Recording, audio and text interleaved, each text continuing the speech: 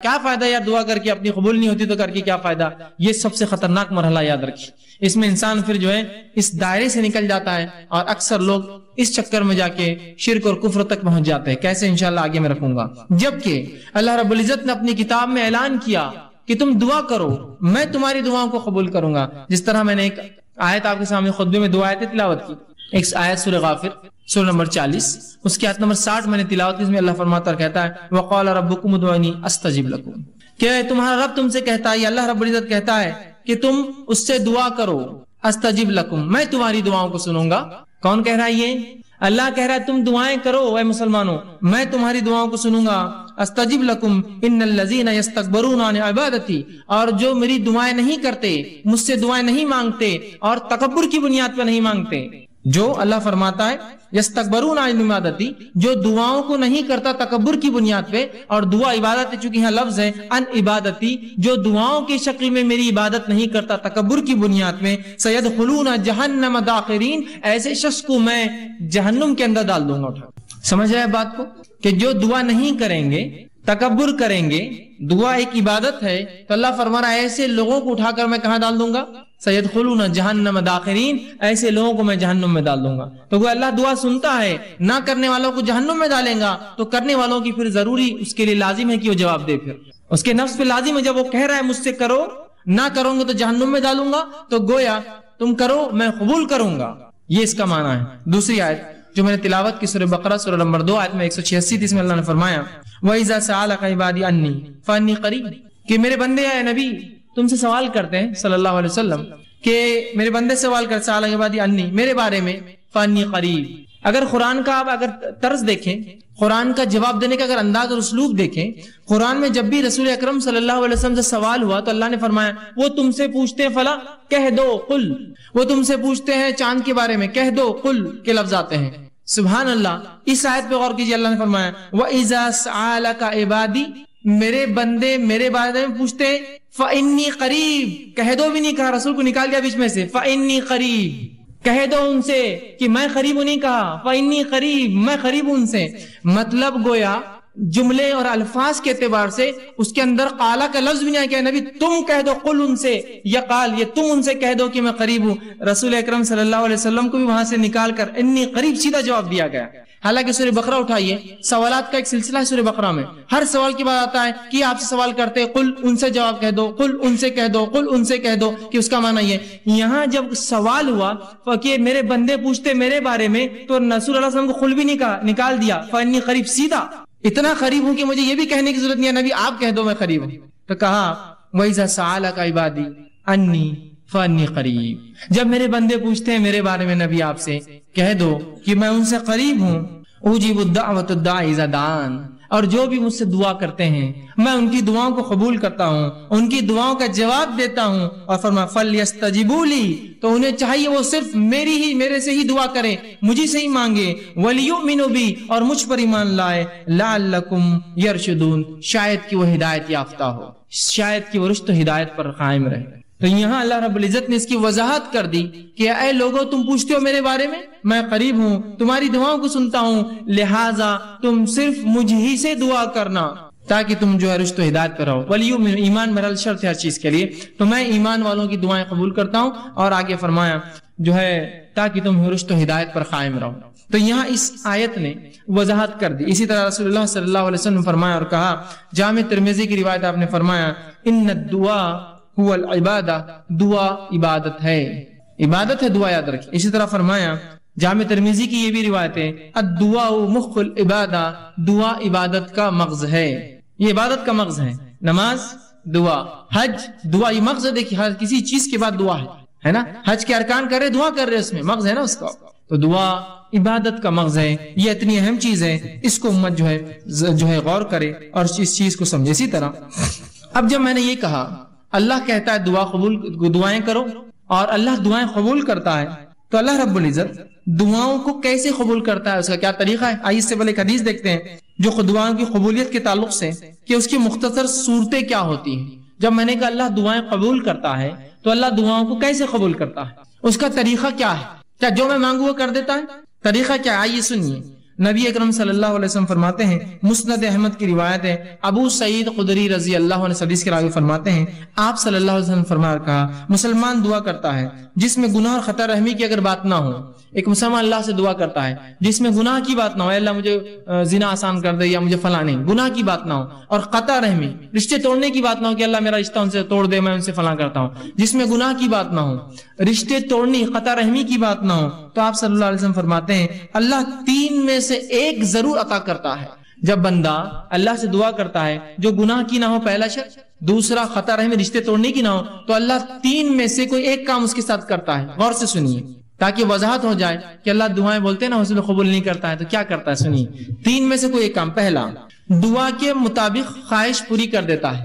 اے اللہ مجھے فلاں گاڑی چاہیے، گاڑی مل گئی، دعا کے مطابق خواہش پوری کر دی. اے اللہ مجھے فلاں گھر چاہیے، گھر مل گیا، دعا کے مطابق خواہش پوری کر دی. اے اللہ مجھے فلاں جو خاتون سے نکاح کرنا ہے، دعا کے مطابق آپ کو کر دیا، وہ چیز آپ کو عطا کر دی. اے اللہ میرے والدین کو صحت عطا فرما، دعا کے مطابق صحت عطا ہو گئی.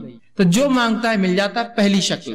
دوسری صورت دعا قبول ہونے کی، سنیے آپ فرماتے ہیں دعا کو آخرت کے لیے اٹھا کے ذخیرہ بنا دیتا ہے. دعا کو اللہ لے لیتا ہے اور اٹھا کر آخرت میں ذخیرہ بنا دیتا ہے.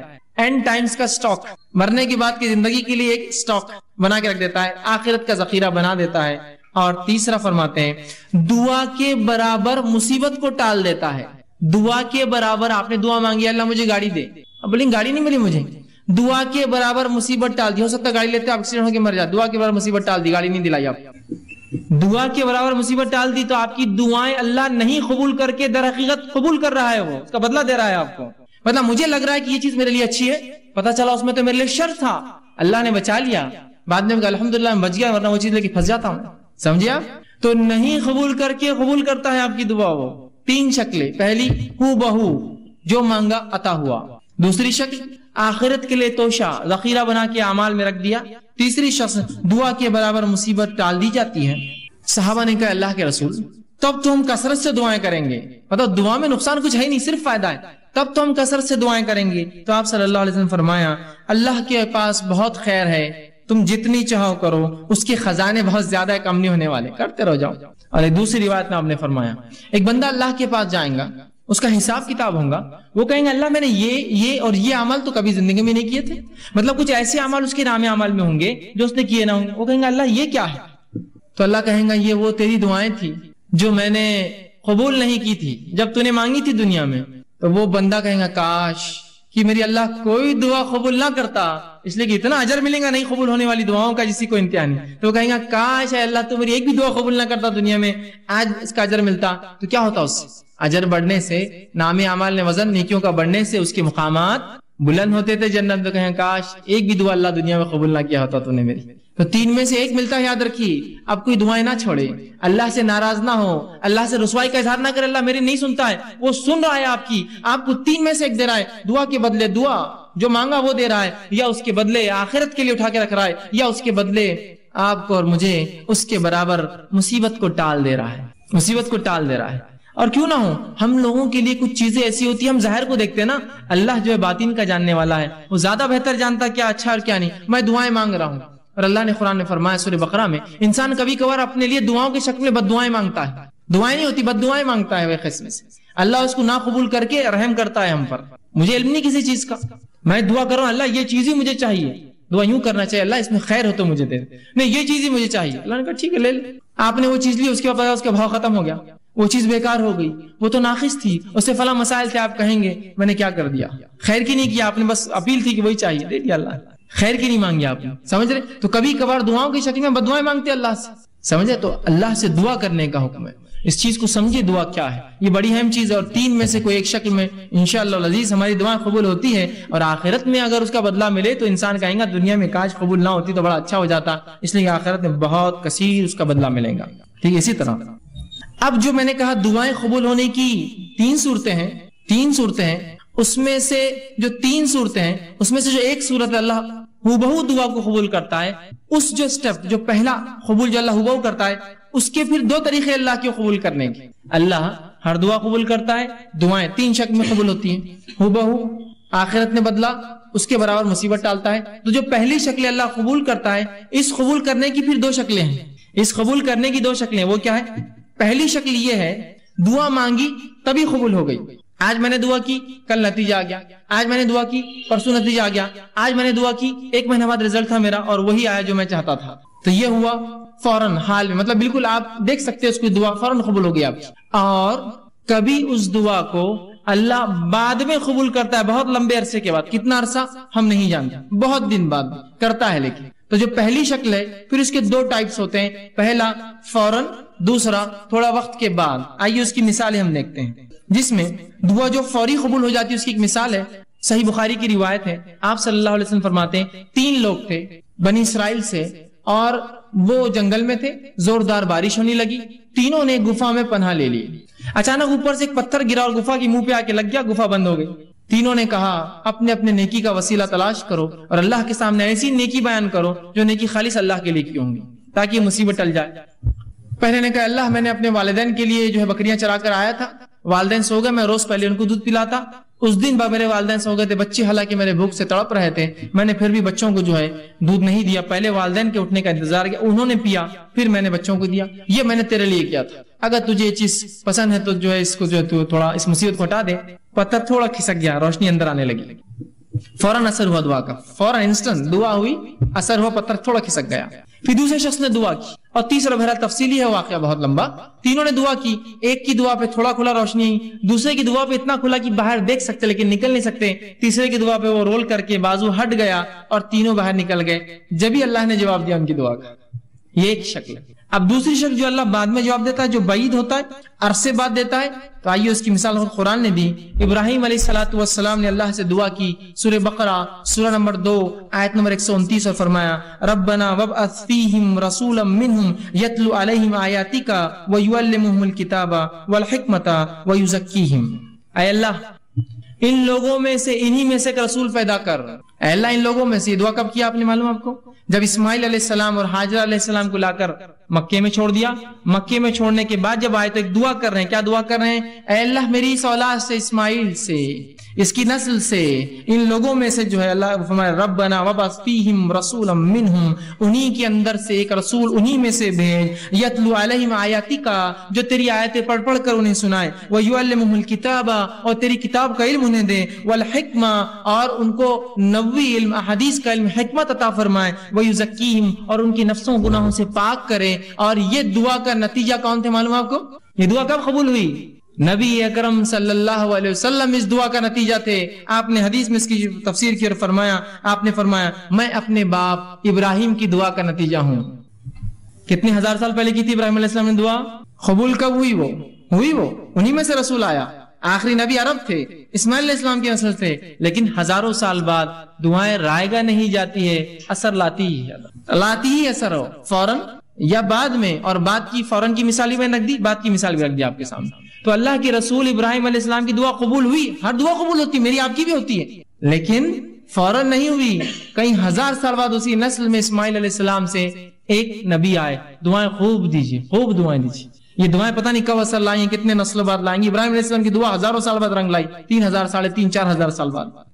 دعائیں کرنا چاہیے، اس کے بڑے فضائل یاد رکھیے. تو 3 شکلوں میں سے پہلی شکل کی 2 قسمیں ہیں کہ فوراً اور دیر سے. لیکن یاد رکھیے اللہ رب العزت دعا قبول کرتا ہی ہے. دعا کبھی رائے گا نہیں جاتی. کبھی اپنی دعاؤں سے مایوس مت ہوئیے کہ میں نے دعا کی اور قبول نہ ہوئی. اسی طرح جو شخص جو ہے حاجت طلبی کے جو ہے ذریعہ دعاؤں کو سمجھتا ہے اور جب حاجت اس کی پوری ہوگی سمجھتا ہے دعا غنیمت ہے، وہ شخص ایسا سوچ کر جو ہے بہت بڑی غلط فہمی کرتا ہے اور اس کی وجہ سے بہت سارے غلط اس کے نتائج نکل جاتے ہیں. اور ایسا شخص جو یہ سمجھتا ہے کہ دعا ایک ایسی چیز ہے کہ اس کے کرنے سے میری حاجت پوری ہوں گی اور بعد میں عام حالت میں دعا نہیں کرتا، اس شخص کی مثال ایسی ہے کہ ایک آدمی جہاد کے لیے جائے اور اس کی نیت و مال غنیمت ملے مجھے. تو کیا ایسے شخص کو جہاد کا ثواب ملتا ہے جو جہاد کی نیت جا رہی ہے، سوچے مال غنیمت کے لیے جائیں گے اپنے جہاد میں، چلو بہت پیسہ ملتا ہے جتنے بعد فلاں ہوتا. اور وہ شخص جو دعا کو عبادت سمجھ کے کرتا ہے، اس کی مثال ایسی ہے، وہ مجاہد جو میدان جہاد میں جاتا ہے وہ سوچتا ہے یا تو پھر اللہ فتح دیں گا یا تو جو ہے شہید ہو جائیں گے، جیت گئے تو مال غنیمت بھی شاید مل جائے گا. اس کی نیت اصل نہیں ہے، اس کا اصل مقصد عبادت ہے، وہ جہاد، اس کے اندر اس کو کیا ذیلی فائدے ملیں گے اس کے لیے وہ اہم نہیں ہے. تو ہم بھی جب دعا کر رہے ہیں تو ایسا نہ ہو کہ ہم صرف اس کے مقصد کے لیے کہ بس اللہ میرا مصیبت حل کر دے، بس دعا کر رہے اس کی بات نہیں. بلکہ دعا مستقل عبادت ہے، چاہے فائدہ ہو چاہے فائدہ نہ ہو. جیسے وہ مجاہد جو جہاد میں جا رہا ہے سوچ رہا مالی غنیمت ملے تو میں جاؤں گا، تو اس کا جہاد فائدہ کا نہیں. وہ مجاہد جو سوچ رہا ہے مالی غنیمت نہ ملے، فتح ملیں گی، فتح نہ ملے تو کم از کم شہید تو ہو جائیں گے، فائدہ تو ہر طرف. سمجھ رہے؟ تو دعا کو بھی آپ مخصوص نہ کر دے، مصیبت میں تو دعا کرو. دعا تو مصیبت، تنگ دستی، خوشحالی، فراوانی اور ہر اعتبار سے، صحت مندی میں اور بیماری میں اور ہر حالت سے امن میں اور خوف میں، ہر جگہ جو ہمیں دعا کرنی چاہیے. اسی طرح دعا ایک بہترین ہدیہ ہے، یاد رکھیے. دعا ایک بہترین تحفہ ہے جو ایک دوسرے کو ہم دے سکتے ہیں. لیکن ہمارے پاس ایک غلط فہمی. کیا غلط فہمی ہے؟ دعا صرف بوڑھے لوگ دیتے. تو اگر میں آپ سے کہوں اللہ آپ کو جو اچھا رکھے، اور کتنے بڈھے ہو گئے فیض میں، اللہ آپ کو اچھا رکھے، ارے فیض بھی آپ اتنے بڈھے نہیں نا دعائیں دے رہے ابھی سے. تو ہم یہ سمجھتے ہیں دعا صرف بوڑھے لوگ دے سکتے ہیں، اور الحمدللہ اس امت میں سب جوان مرتے ہیں، بوڑھا کوئی ہوتا ہی نہیں ہے نا. دیکھیے کہاں کوئی بوڑھا ہوتا ہے. انسان کی 60 سال 70 سال زندگی گزرے لیکن کالا کر کے گھوم رہا ہے، ٹی شرٹ صاف ٹی شرٹس اور اپنا دکھاتے ہوئے بالکل کالے بال ہے، بتانا چاہ رہا ہے ابھی تو میں جوان ہوں بھائی، کہاں میرے چکر میں جا رہے تھے. جوان ہوں، بوڑھا مت سمجھو مجھے، بچے ہیں میرے بڑے لیکن پھر بھی میں جوان ہوں، ہے نا. تو بوڑھے کہاں ہوتے ہیں؟ اور دعا چونکہ بوڑھے لوگ دیتے ہیں تو ہمارے پاس تو کوئی بوڑھا ہوتا ہی نہیں ہے نا. اور مرد تو بھی ایک دوسرے کو دعا دیتے ہیں، عورتیں تو کبھی دعا دیتی ہی نہیں ایک دوسرے کو. فرض سلام کا جواب دینے بھی کتراتی ہے تو دعائیں تو دور کی بات ہوتی ہے نا.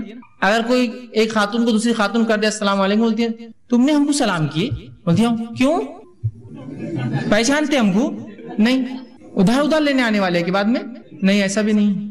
اچھا بچوں کے پورے رشتے ہو گئے ہمارے، بیٹا ضرورت نہیں تمہارے سلام کی ہم کو. اس کے پیچھے مقصد دیں گے کس لیے دعا، کہے کے لیے سلام دعا نہیں کیوں دے رہے تم، اتنی کنجوسی ہو گئی ہے نا.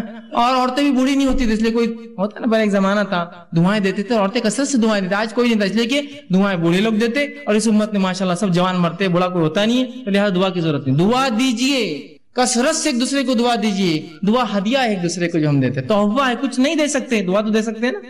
دوسرے ہدیوں کو پیسہ لگتا ہے، جیب خرچ ہوتا ہے، کچھ مت کیجئے، دعائیں تو دیجئے اچھی. ان میں ہرگز یہ کہنا نہیں چاہ رہا تحفے دیجیے مت، صرف دعائیں دیجیے، لیکن دعائیں دیجیے لوگوں کو. یہ بہترین ہدیہ ہے. نبی اکرم صلی اللہ علیہ وسلم جب صحابہ کچھ اچھا کام کرتے اسلام کے لیے اور دین کے لیے، شریعت کے لیے، دعائیں کا تحفہ دیتے. چونکہ آپ کے پاس مال و دولت کہاں تھی اتنی، جو آتی خرچ کر دیتے، دعائیں دیتے فوراً. عثمان ابن عفان رضی اللہ عنہ نے جنگ تبوک میں خوب مال خرچ کیا، اللہ کے رسول نے خوب دعائیں دی ان کو، خوب دعائیں دی. ہدیہ ہے، دیجیے دعائیں ایک دوسرے کو، سلام کی شکل میں، سلام سے ہٹ کے مصیبتوں کے دور کرنے کی شکل میں، یا مختلف دعائیں جو آپ کو لگے اس کی پریشانی میرے بھائی میری بہن کی، میرے دوست کی، میرے رشتے دار کی، خوب دعائیں دیجیے ایک دوسرے کو. اور یہ دعاؤں کا چلن بالخصوص ہم دیکھتے ہیں ہند پاک میں، بر صغیر میں بہت کم ہے، چونکہ ہمارا تصور کچھ اور ہی ہے. ایک غلط فہمی کی بنیاد پر ہم دعا نہیں دے سکتے، تو میری دعا کہاں اللہ سنتا، میری کہاں قبول ہونے والی، دعاؤں کا معاملہ نہیں. لیکن آپ جائیں گے اگر اہل عرب کو آپ دیکھیں گے تو ماشاءاللہ ان میں آج بھی دعاؤں کا بڑا سلسلہ ہوتا ہے. کوئی بھی عرب سے آپ ملیے اتنی دعائیں دیں گے آپ کو، کیسے ہے، گھر کی حال کیا ہے، اللہ اچھا رکھے، اللہ برکت دے، اللہ تیرے مال میں برکت دے، بچوں میں برکت دے، خوب چلتی. اس کی 5 منٹ دعائیں چلتے رہتی ہیں. پھر جاتے وقت 5 منٹ دعائیں، 2 منٹ کی اصل بات تھی، میں کام سے آیا تھا، 5 منٹ دعائیں پہلے، 5 منٹ بعد دعائیں چلتے رہتی ہے. اس کی جانے تھا دعا کرتے رہیں گا اس کو، اللہ اچھا رکھے، فی امان اللہ، دعائیں کرتے رہیں گے. دعاؤں کو رکھیے، اس کو چلن معمول بنا دیجیے، اپنی زبانوں کو تر رکھیے دعاؤں سے ایک دوسرے کے لیے. کچھ نہیں تو کم از کم لفظی تو کنجوسی مت کیجیے.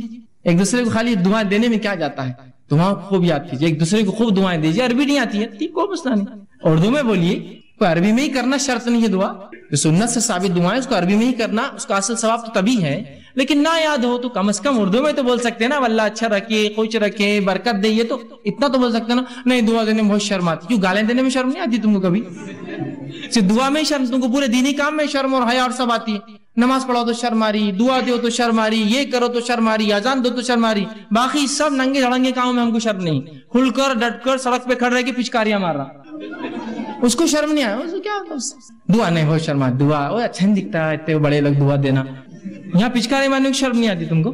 تو جہاں شریعت ہے وہاں شرم اور حیا لالی، اور جہاں شرم و حیا ہونا تھا کہ سڑک پہ کھڑے کہ شرم کرو، تھوک رہے ہو تم سڑک پہ، ویسے سڑک پہ تھوکنا بھی درست نہیں، بیچ میں بازو جانا چاہیے اور اس پر ایک گندی چیز کھا کے تھوکتے ہو جس سے دھبے لگتے ہیں عمارتوں پر، زمین خراب ہوتی ہے. اب ہمیشہ کہتا ہوں امت ہوتا ہے نا، امت مسلمہ کے اگر نوجوان کچھ جمع ہو جائے، کچھ افراد جمع ہو جائے اور جب وہاں سے چلے جائے تو آپ پہچان سکتے ہیں یہ مسلمان نوجوان جمع ہوئے ہوں گے وہ پچکاریوں کے دھبوں سے. جانور کا ریوڑا اگر رات میں کہیں رکے اور نکل جائے تو اس کی غلاظت سے پہچانتے نا یہاں جانور رات میں رکے تھے، تو ویسا آپ پہچان لیں ہاں مسلمان برابر آئے تھے یہاں، یہ برابر دکھ رہا ہے، پوری میری دیوار خراب ہو گئی، گاڑیوں پہ پچکاریاں پڑی ہوئی ہے، فلاں چیز بھی انہوں نے خراب کر دی، اندازہ لگائی. تو شرم کیجیے برے چیزوں میں، اچھی چیزوں میں آگے بڑھیے، پہل کیجیے دعائیں دینے میں.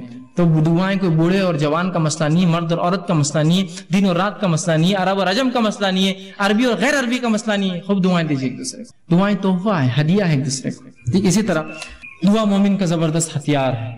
جو آج کا میرا عنوان تھا، دعا مومن کا ہتھیار. دعا مومن کا ایک اسپرچول ویپن ہے. یہ ایک ایسا ہتھیار ہے کہ جب پوری دنیا آپ کا ساتھ چھوڑ دیتی ہے، یہ ہتھیار آپ نکالتے ہیں. یہ چیز آپ کے پاس ہمیشہ لگی ہوئی ہے، ایک زبردست ہتھیار. یہ مومن کا ہتھیار ہے. ہر مصیبت، ہر پریشانی اور ہر وقت جب دنیا آپ کی پوری بھی مکمل خلاف کھڑی ہو جائے، یہ ہتھیار آپ نکالیے، یہ ویپن آپ نکالیے اپنا، جو آپ کی مدد کریں گا. اللہ رب العزت نے اس تعلق سے سورہ نحل سورہ نمبر سورہ نمل سورہ نمبر 27 آیت نمبر 62 میں فرمایا اور کہا امن یجیب المضطر اذا دعاؤ ویکشف السوء ویجعلکم خلفاء الارض وآلہم. پھر آگے اللہ فرماتا ہے خلفاء الارض، اور فرمایا بھلا کون ہے جو بے قرار کی دعا قبول کرتا ہے جب وہ اسے پکارتا ہے. کیا فرمایا اللہ نے؟ بھلا وہ کون ہے جو بے قرار کی دعائیں، جب انسان پریشان، تنگ دست، مصیبت زدہ ہوتا ہے تو کون ہے اس بے قرار انسان کی دعائیں سنتا ہے؟ تو دعا میرا اور آپ کا ہتھیار ہے، اور ایک ایسا زبردست ہتھیار کہ جو آپ ہر وقت استعمال کر سکتے ہیں. اور مصیبت میں یہ ہتھیار تو بالکل آپ کا سب سے بالکل آخری ساتھی جس کو کہتے ہیں، یہ آپ کے ساتھ ہوتا ہے. اور اللہ ہر کسی کی دعائیں سنتا ہے. جس کے تعلق سے اگر آپ واقعہ دیکھیں تو اللہ رب العزت نے یونس علیہ السلام کا واقعہ آتا ہے کہ یونس علیہ السلام سے ایک خطا ہوئی. خطا یہ ہوئی کہ آپ نے جب اللہ نے اس بستی پر عذاب لانے کا سوچا تو آپ نے سوچا اب دعوت پہنچا کے کیا فائدہ، نکل جاتا ہوں بستی سے. نکل کر چلے گئے. جب کشتی میں سوار ہو کے شہر سے جا رہے تھے، ہوا یوں کہ لوگوں نے کہا کہ ایک طوفان آ رہا ہے اور طوفان سے بچنے کے لیے کشتی کو ہلکا کرنا پڑے گا، خرہ ڈالیں گے، لوٹ ڈالیں گے. جس کا نام آیا اس کو کشتی سے باہر پھینک دیا جائے گا. خرہ ڈالا گیا، یونس علیہ السلام کا نام نکلا. یونس علیہ السلام کا نام نکلا، لوگوں نے اٹھا کر کشتی سے پھینک دیا. جو ہی آپ کشتی سے گرے، ایک بڑی مچھلی نکل کر آئی اور یونس علیہ السلام کو نگل لیا. نگل کے سمندر کے اندھیروں میں چلے گئی، وہ لے کر گہرائیوں میں چلے گئی یونس علیہ السلام کو لے کر. آپ تنہا ہے، مچھلی کے پیٹ میں ہے. مذاق نہیں یاد رکھیے، تنہا ہے، مچھلی کے پیٹ میں ہے. بڑی مچھلی ہوں گی، بہت بڑی، اور مچھلیاں بہت بڑی ہوتی. مچھلی کے پیٹ میں ہے، کوئی سننے والا نہیں، وہاں کوئی دیکھنے والا نہیں. اس اندھیرے سے یونس نے آواز دی اپنے رب کو اور کہا. اللہ پر رب العزت نے اس بات کو اپنی کتاب میں سورہ انبیاء سورہ نمبر 21 آیت میں 87 اور 88 فرما کہا فنادى في ظلمات ان لا الہ الا انت سبحانک انی کنت من الظالمین. یونس نے اس اندھیرے سے اپنے رب کو آواز دی ظلمات سے کہ لا الہ الا انت سبحانک، اے اللہ تیرے علاوہ کوئی ذات نہیں ہے، عبادت کے لائق تیرے علاوہ کوئی الہ نہیں ہے، انی کنت من الظالمین، میں گناہگار تھا. تو اللہ رب العزت نے یونس کی اس ظلمات سے آواز کو سنا اور نکال دیا یونس کو ظلمات سے باہر. تو اللہ رب العزت سب کی سنتا ہے، مانگنا تو آئے. یونس علیہ السلام نے اس گہرائی سے، سمندر کے اس گہرائی اور ظلمات سے آواز دی اپنے رب کو. اللہ نے فرمایا فنادى في ظلمات ان لا الہ الا انت سبحانک انی کنت من الظالمین. اس نے آواز دی اور اس اندھیرے سے کہا اے اللہ تیرے علاوہ کوئی الہ نہیں، تیرے علاوہ لائق معبود کوئی عبادت کے لائق نہیں، سبحانک تیری ذات پاک ہے، انی کنت من الظالمین. وہ میں تھا جس نے اپنے نفس پہ خطا کی، وہ میں تھا جس نے ظلم کیا اور تیرے حکم کی خلاف ورزی کی. اللہ رب العزت نے سنی اور کہا فاستجبنا له، اور تیرے رب نے اس کی دعا کو وہاں سنا. اس اندھیرے میں جب کوئی نہیں تھا، سمندر کی گہرائی میں سنا. فاستجبنا له ونجيناه من الغم، اور اس کو اس کے غم سے نکال دیا. وكذلك ننجي المؤمنين، ہم ایسی نجات دیتے اپنے ایمان والے بندوں کو. سمجھ رہے ہیں بات؟ ابراہیم علیہ السلام لا اولاد نہیں ہے آپ کو، نہ لڑکا ہے نہ لڑکی ہے. سوچتے ہی مشن کون لے کے چلیں گا میرے بعد، کوئی لڑکا ہو میرا جو مشن لے کر چلے. اللہ سے دعا کی، اللہ نے قبول کی. انبیاء علیہ السلام آہو بکا کر رہے ہیں، گڑ گڑا رہے ہیں، دعائیں مانگ رہے ہیں. پھر کیوں اس امت کو شرم آتی ہے رب سے دعا مانگنے کے لیے؟ ابراہیم علیہ السلام نے دعا کی، ایوب علیہ السلام نے دعا کی اپنی بیماری کے لیے. اسی طرح جو ہے زکریا علیہ السلام نے اپنی اولاد کے لیے دعا کی، جو یحییٰ علیہ السلام کی آپ کو خوشخبری دی گئی. یوسف علیہ السلام نے جب اس بری عورت نے جو آپ پہ قصد کیا کہ آپ کے ساتھ بدکاری کرے تو دعا کی اللہ مجھے وہ جیل زیادہ بہتر ہے بنسبت اس عمل کے. اللہ نے دعا قبول کی اور جیل میں ڈال دیا، اس لیے کہ ورنہ زنا کرنے کے اوپر تولی تھی. آپ نے کہا وہ جیل بہتر ہے اس زنا سے، اللہ نے جو آپ کو بچا لیا اور جیل میں ڈال دیا. اندازہ لگائیے ان لوگوں نے اللہ سے دعا کی. بس یہ ہے کہ ہمیں جو اللہ رب العزت سے مانگنا تو آئے. ایک واقعہ سناتا ہوں اللہ کیسے سنتا ہے لوگوں کی، اور لوگوں کی کیوں میں کہوں، اللہ رب العزت تو جانوروں کی بھی سنتا ہے. یاد رکھیے صحیح مسلم کی روایت ہے، اللہ کے رسول صلی اللہ علیہ وسلم فرماتے ہیں اللہ کے نبی سلیمان علیہ السلام آپ کے دور میں قحط سالی ہو گئی، سوکھا پڑ گیا.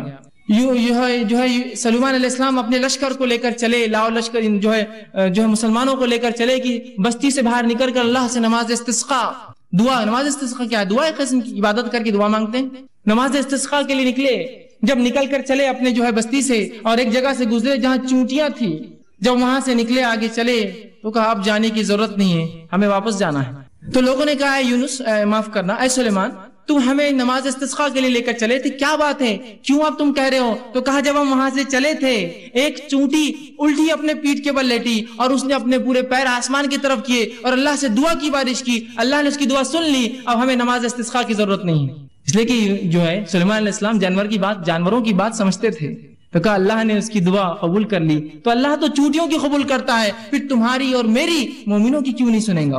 وہ چونٹی کو اللہ کی ولی نہیں تھی اور کوئی بزرگ نہیں تھی، جانور ہے وہ، اللہ اس کی بھی سنتا ہے، بس مانگنا تو ہے اپنے رب سے، رب سننے کے لیے ہی تو بیٹھا ہے اوپر، ورنہ اللہ نہ سنے گا تو کس سے مانگیں گے بندے؟ بتاؤ مجھے، اگر وہ ذاتی سننا بند کر دے جو سننے والی اور سمیع ہے تو میں کس سے پھر دعائیں مانگوں؟ اور جب لوگوں نے یہ سوچا کہ وہ ذات سنتی نہیں ہے تو پھر لگے انسانوں کے در پہ مانگنے کے لیے۔ آج جو سب سے افضل دعا، افضل عبادت دعائیں ہیں، کہاں مسلمان مانگتے ہیں، کن کن دروں پر مانگ رہے اللہ کو چھوڑ کر؟ ذرا غور کیجیے، یہ غلط فہمی ہے، اس کی بنیاد ہے کہ اللہ سنتا نہیں، ہماری سنتا نہیں، گنہگاروں کی سنتا نہیں، وہ تو صرف بزرگوں کی ولیوں کی سنتا ہے، اور ایسے فالتو قسم کے عقیدے، اور ان عقیدے کو میں فالتو لفظ کہنا بھی بہت فالتو سمجھتا ہوں، فالتو بولنا چاہیے ایسے عقیدوں کو، جن عقیدوں کا نہ سر ہے نہ کوئی ٹانگ ہے شریعت کے اندر، جس شریعت نے آپ کو سب کو اختیار دیا دعائیں کرنے کا، پتہ نہیں کس نے شریعت سے اس کے دعاؤں کا اختیار چھین کے کہا یہ تو ریزرویشن ہے ہمارے لیے، ہم کر سکتے ہیں دعا تمہارے لیے، ہم سے مانگو تو ہم پھر تم کو دیتے ہیں، ابھی اللہ تک کہاں جاتے ہو، ہم تک تو آ جاؤ، پھر اللہ تک جانا دعائیں مانگنے۔ اس قسم کی باتیں کہہ کر مجھے اور آپ کو ایک افضل عبادت سے آج کاٹ کر رکھ دیا۔ اسی طرح جو ہے دعا کے بارے میں جو غلط فہمی ایک بہت بڑی وہ یہ ہے، لوگوں میں جو پائی جاتی ہے وہ یہ ہے، اللہ صرف نیکوکاروں کی سنتا ہے، گناہگاروں کی نہیں سنتا ہے۔ اللہ صرف نیک لوگوں کی، بزرگوں کی، پیروں کی، فقیروں کی سنتا ہے، اور وہ جو ہے سب کی نہیں سنتا، گناہگاروں کی نہیں سنتا، اور ہم تو گناہگار ہیں، آپ تو گناہگار ہیں، ہم تھوڑی دعا کر سکتے اللہ سے۔ یہ یاد رکھیے ایک بدترین عقیدہ ہے شریعت میں، اس عقیدے کا کوئی جو اصول اور کوئی وزن نہیں ہے، یاد رکھیے۔ اور جب انسان یہ سوچ لیتا میری دعائیں تو میں نیک نہیں ہوں، اور ہر انسان گناہگار ہے، میں نیک نہیں ہوں تو اللہ میری دعا نہیں سنیں گا، لہٰذا کسی پیر، فقیر، بزرگ، ولی، اچھی شخصیت، نبی، کسی کو پکڑنا ہوگا اور ان کے ذریعے جانا ہوگا اس دعاؤں کے لیے۔ جب یہ عقیدہ لے لیتا ہے اور شریعت کا عقیدہ چھوڑ دیتا ہے تو وہ تین کام کرنا شروع کر دیتا ہے۔ پہلا کام کیا کرتا ہے؟ بندہ اللہ سے اپنا تعلق ختم کر لیتا ہے اور پیروں اور فقیروں کا محتاج بن جاتا ہے، اللہ سے تعلق کٹ، اب یہی ذریعہ ہے ہماری دعاؤں کی قبولیت کی۔ دوسرا کام یہ کرتا ہے، بزرگوں کو خوش کرنے کے لیے، ان کو عاجز کرنے کے لیے، ان کو اپنی طرف متوجہ کرنے کے لیے نظریں اور نیاز اور کھانا اور پلانا، اور مرنے کے بعد جو ہے ان کے آستانوں کے اوپر چڑھاوے چڑھاتا ہے کہ وہ خوش ہو جائے۔ زندگی اگر زندہ ہے تو خوب کھلاتے اور پلاتے ہیں، بزرگ کے ہاتھ بھی دھو کے پی رہے ہیں، افسوس اس امت کو عقل تو ہو، پیر دھو کر بھی پی رہے ہیں، سبحان اللہ، بزرگ ہے نا۔ اللہ تو اب سننے والا نہیں، پہلے عقیدہ بنا لیا ایک فالتو، میری زبان میں فالتو والا، اور اس کے بعد اب لگے ان کو خوش کرنے، اللہ سے تعلق ختم، ان کو خوش کر رہے، نظریں اور نیاز، زندہ ہے تو اور مردہ ہے تو، اور اس کے بعد تیسرا کام کرتے ہیں، جب یہ سوچ لیتے ہیں کہ اللہ نہیں سنتا ہماری، ہم گناہگار ہیں، تیسرا کام کرتے ہیں، دعا قبول ہونے کے لیے بزرگوں کو وہ مقام دے دیتے ہیں جو اللہ کا مقام ہے، نہیں ان تک ہی جانا پڑے گا، ان کے بغیر دعا قبول نہیں ہوتی، اور انہی کو راستہ بنا لیتے، اللہ کو مکمل ترک کر دیتے ہیں، جبکہ اللہ رب العزت نے اس کا اعلان کیا، وقال ربکم ادعونی استجب لکم، جو میں نے آیت پڑھی تھی، تمہارا رب تم سے کہتا ہے، ہمارا رب ہم سے کہہ رہا ہے، اے لوگو کہ مجھ سے دعا مانگو، استجب لکم، میں تمہاری دعا کو قبول کرتا ہوں، ان الذین یستکبرون عن دعا، اور جو تکبر کرتے ہیں عبادتی، میری اس عبادت میں کی دعا نہیں کرتے تو میں انہیں اٹھا کر جہنم میں ڈال دوں گا۔ یہاں یہ کہا کیا؟ نیک لوگوں تم دعا کرو، تم دعا نہیں کروں گا تو اٹھا کے جہنم میں ڈال دوں گا۔ کیا کہا؟ سب کے لیے، وقال ربکم ادعونی استجب لکم، تم سب سے رب نے ہم سب سے کہا اے لوگو تم اپنے رب سے دعا کرو، وہ تمہاری دعاؤں کو قبول کرتا ہے، اور جو تکبر کی بنیاد پہ دعا چھوڑ دے گا جہنم میں ڈال دے گا۔ تو یہاں کہا اے پیرو، اے فقیرو، اے نیک لوگو تم دعا کرو، اے بد لوگو تم دعا مت کرو، تمہارے لیے نہیں ہے دعا۔ سب کے لیے آیت ہے، یہ کامن ہے، بالکل ظاہر آیت ہے، بالکل واضح۔ اور ترمذی کی ایک روایت ہے، آپ صلی اللہ علیہ وسلم نے فرمایا جو شخص اللہ سے دعا نہیں کرتا اللہ اس سے ناراض ہو جاتا ہے۔ یہاں کہاں یہ کہا کہ تم تو گناہگار ہو، تم مت کرو، جو نیک لوگ دعا نہیں کرتے اللہ ان سے ناراض ہو جاتا ہے۔ کوئی بھی انسان اللہ سے دعا نہ کرے اللہ ناراض ہو جاتا ہے، اور اللہ گناہگاروں کی بھی سنتا ہے اور نیکوکاروں کی بھی سنتا ہے، معلوم ہے، نیک لوگوں کی بھی سنتا ہے اور گناہگاروں کی بھی سنتا ہے۔ آئیے مثالیں لے لیجئے، مثالیں تو لوگوں کا جو عقیدہ ہے اللہ گناہگاروں کی نہیں سنتا اور نیکوکاروں کی پوری سنتا ہے، تو میں آپ کو دلیل دیتا ہوں، اللہ گناہگاروں کی بھی سنتا ہے، نیکوکاروں کی بھی سنتا ہے, گناہگاروں کا بھی انکار کرتا ہے, نیکوکاروں کی بھی نہیں سنتا ہے کبھی. تو بڑے بڑے انبیاءوں کی نہیں سنی اللہ نے. مثالیں لے لیجیے. آئیے سب سے پہلے سورہ رعد سورہ نمبر 13 آیت نمبر 36 اور 38 میں اللہ فرماتا اور کہتا ہے ربی قال انظرنی الی یوم یبعثون. اور جب شیطان کو اللہ نے جنت سے نکالا تو اس نے کہا اے میرے رب فانظرنی الی یوم یبعثون, مجھے مہلت اور ڈھیل دی جائے ان انسانوں کے دوبارہ اٹھائے جانے تک, آدم کی اولاد کے دوبارہ اٹھائے جانے تک. کس نے مانگی یہ دعا؟ شیطان نے. جانتے ہیں نا تمام گناہوں کا سبب دنیا میں جو ہے وہی بنتا ہے, لوگوں کو بہکا رہا ہے, پھسلا رہا ہے, گناہ کروا ہے نا. سب سے گناہ گار ہے نا, اللہ کا نافرمان ہے. ابھی کہاں سے نکالا جا رہا ہے؟ جنت سے نکالا جا رہا ہے. کیا بول رہا ہے لیکن اللہ سے, اے اللہ مجھے دوبارہ اٹھائے جاتے مہلت دی جائے. اللہ نے کیا بولنا چاہیے تھا ہمارے اصول کے مطابق؟ چل بھاگ, بزرگ کے ذریعے سے آیا, سیدھے آ کی بات کر رہا میرے سے, بھاگ گناہ گار ایک تو, اور سیدھے دعا, ہمت تیری اتنی. ہمارے اصول کے مطابق تو یہ ہونا چاہیے تھا نا, جا کسی نبی کے وسیلے سے آ, جا کسی پیر فقیر کے وسیلے سے آ, سیدھے آ کے دعا مانگ رہا ہے. شیطان کہیں کا, ابلیس کہیں کا, بولنا چاہیے تھا نا ہمارے اصول کے مطابق. اللہ کیا جواب دیتا سنیے. تو شیطان جانتا تھا, اس نے نافرمانی کی اللہ کی, لیکن اس کے پاس عقیدہ تھا کہ تو اللہ رب العزت کے پاس جنت میں تھا, اس کو پورا عقیدہ معلوم شریعت. وہ جانتا تھا اللہ ہی سنتا ہے, سیدھے سنتا ہے, میں گناہ گار ہوں بھی تو سنے گا میری. تو اللہ رب العزت نے جواب دیا قال فإنک من المنذرین, جا تجھے چھوٹ دی گئی, جا تجھے چھوٹ دی گئی. کب تک؟ انسانوں کے دوبارہ اٹھائے جانے تک. جا, یہ نہیں کہا کہ جا کر پیر فقیر کے وسیلے سے آ, آدم کے وسیلے سے آ, محمد صلی اللہ علیہ وسیلے سے آ, فلاں سے آ, نہیں, سیدھا کہا جا تجھے ڈھیل دی گئی. برا ہے, گناہ گار ہے, اللہ سیدھی سن رہا ہے اس کی. آئیے اب وہ واقعہ سنیے جو اللہ نیکوکاروں کی بھی نہیں سنتا. جو سب لوگ کہتے ہیں نہیں پیر فقیر کے اللہ کبھی ٹالتا ہی نہیں. پیر فقیر تو چھوڑ دیجئے, یہاں انبیاءوں کی نہیں سننا ہے اللہ نے. آئیے سنیے واقعہ. اللہ رب العزت سورہ ہود سورہ نمبر 11 آیت نمبر 45 اور 46 میں اللہ نے فرمایا, اور نوح علیہ السلام سے کہا نوح میں تیری آل کو اس طوفان سے بچا لوں گا. جب طوفان آیا, ان کا بیٹا جو ہے جا کر دور چلا گیا. نوح علیہ السلام نے کہا بیٹا کشتی میں سوار ہو جا. آج کوئی بچنے والے نے کہا اے والد میں بہت اونچے مقام پر چلا جاؤں گا. اور یہ بات اور مکالمہ چل ہی رہا تھا, ایک زوردار لہر آئی اور وہ بیٹا بہہ کر چلے گا پانی. نوح علیہ السلام کو اللہ نے کیا کہا تھا, اے نوح جو ہے میں تیرے گھر والوں کی حفاظت کروں گا. اور یہاں بیٹا ڈوب گیا. بیٹا گھر سے ہوتا ہے نا کسی کے, اس کے گھر والا تھا. تو نوح علیہ السلام نے اللہ سے گزارش کی اور دعا کی اور فرمایا انی اعوذک ان تکون من الجاہلین. جب دعا کی اور کہا اللہ جو ہے میرے بیٹا تو میرے گھر والوں میں سے تھا, تو اللہ نے جواب دیا انی اعوذک ان تکون من الجاہلین. اے نوح میں تجھے نصیحت کرتا ہوں جاہل لوگوں کی جیسی باتیں نہ کرنا, اس لیے کہ تیرا بیٹا ایمان نہیں لایا لہذا تجھ سے نہیں ہے, وہ ایمان نہیں لایا تھا. تو یہاں کس کی دعا اللہ نے رد کی؟ اے نوح جاہلوں میں سے مت ہو جانا, نصیحت کرتا ہوں تجھے آئندہ ایسی بات میرے سامنے نہیں کرنا. اور نوح نے اس کے بعد اللہ سے توبہ کی, اور اللہ کہا میں گناہگار, میں توبہ کرتا ہوں تجھ سے, میں نے غلط دعا کی تھی. کس کی دعا رد کی؟ یہ اللہ کے پہلے رسول ہے نوح علیہ السلام, رد کر دی. آئیے دوسرا صحیح بخاری کی روایت, ابراہیم علیہ السلام نے اللہ سے دعا کی اللہ میرے والد کو جو کہ کفر پر مرے تھے, اے اللہ ان کو جنت عطا کرنا. جہنم میں اللہ ان کی دعا مانی نہیں, سنی ان کی دعا. اور روزے کی قیامت حدیث میں آتا ہے ان کے والد کو ان کے سامنے اٹھا کر جہنم میں ڈال دیا جائے گا. کہاں سنی؟ اتنے بڑے نبی, ابو الانبیاء, نبیوں کے باپ کہلاتے ہیں آپ, ابو الانبیاء بعد ترک کر دیا اللہ نے. آئیے صحیح مسلم کی روایت ہے, آپ صلی اللہ علیہ وسلم, آپ کا مقام تو ہم سب جانتے ہیں, آپ صلی اللہ علیہ وسلم دعا کی صحیح مسلم, اللہ میری قوم کو, امت مسلموں کو اچانک جو ہے سیلاب کے ذریعے نہ مارنا, پچھلی قوم میں جیسا مری تھی گناہ کی وجہ سے, اچانک جو ہے قحط سالی سے نہیں مارنا, سوکے سے نہیں مار دینا, اور آپس میں ان کے جنگیں نہ ہو, اختلافات نہ ہو. اللہ رب العزت نے دو قبول کی کہ تیری امت ایک ساتھ قحط سالی میں نہیں مریں گی, غرق ہو کر نہیں مریں گی, لیکن وہ اختلاف ہونا اور جنگ نہ ہونا, یہ دعا میں رد کرتا ہوں. کس نے دعا کی تھی؟ نبی اکرم صلی اللہ علیہ وسلم. اللہ نے کیا کیا؟ قبول کیا, رد کر دی دعا. تو اس سے پتا چلا اللہ ہر شخص کی دعا سنتا ہے, جس کی چاہتا ہے قبول کرتا ہے, جس کی چاہتا ہے رد کر دیتا ہے, پھر چاہے نیکوکار ہو چاہے گناہگار ہو. یعنی نیکوکار, اس سے بڑے نیکی اور کون کر سکتا ہے؟ نوح علیہ السلام پہلے رسول, ابراہیم علیہ السلام برگزیدہ رسول, اور محمد صلی اللہ علیہ وسلم آخری رسول. تینوں کے واقعات رکھ دیے میں نے, نہیں سنا, انکار کر دیا اللہ نے. تو یہ چھوڑ دیجئے کہ اللہ صرف ان کی اور ان کی سنتا, اللہ سب کی سنتا ہے.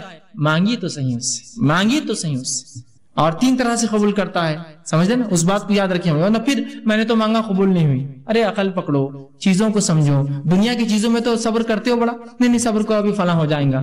یہاں معاملہ اللہ کا ہی ہو تو صبر نہیں آتا ہے لوگوں کو, جبکہ وہ ذات دینے کوئی بیٹھی, یاد رکھیے. بہرحال تو ہر شخص کو اپنے لیے اللہ سے خود دعا مانگنا چاہیے, پہلی چیز. دوسرا اللہ قبولیت دعا کے لیے اس کی اپنی مرضی ہوتی ہے کہ اللہ جس کی چاہتا ہے اپنی مرضی، مصلحت اور اپنے اختیار سے جب چاہتا ہے جیسے چاہتا ہے قبول کرتا ہے، اور جب چاہتا ہے جیسے چاہتا ہے رد کر دیتا ہے، اس کی اپنی چوائس ہے۔ اس معاملے میں کوئی پوچھ نہیں سکتا اسے اللہ کیوں، سمجھے آپ بات؟ لیکن ہمارا کام ہے دعا کرتے رہنا۔ اب دعا اور ظاہری اسباب، کہ ایسا نہ ہو کہ اب دعا کے چکر میں اب ظاہری اسباب بھول جائے، بہت دعا کی اہمیت پتہ چل گئی، اب ظاہری اسباب پورے خالی۔ ظاہری اسباب کیا ہے؟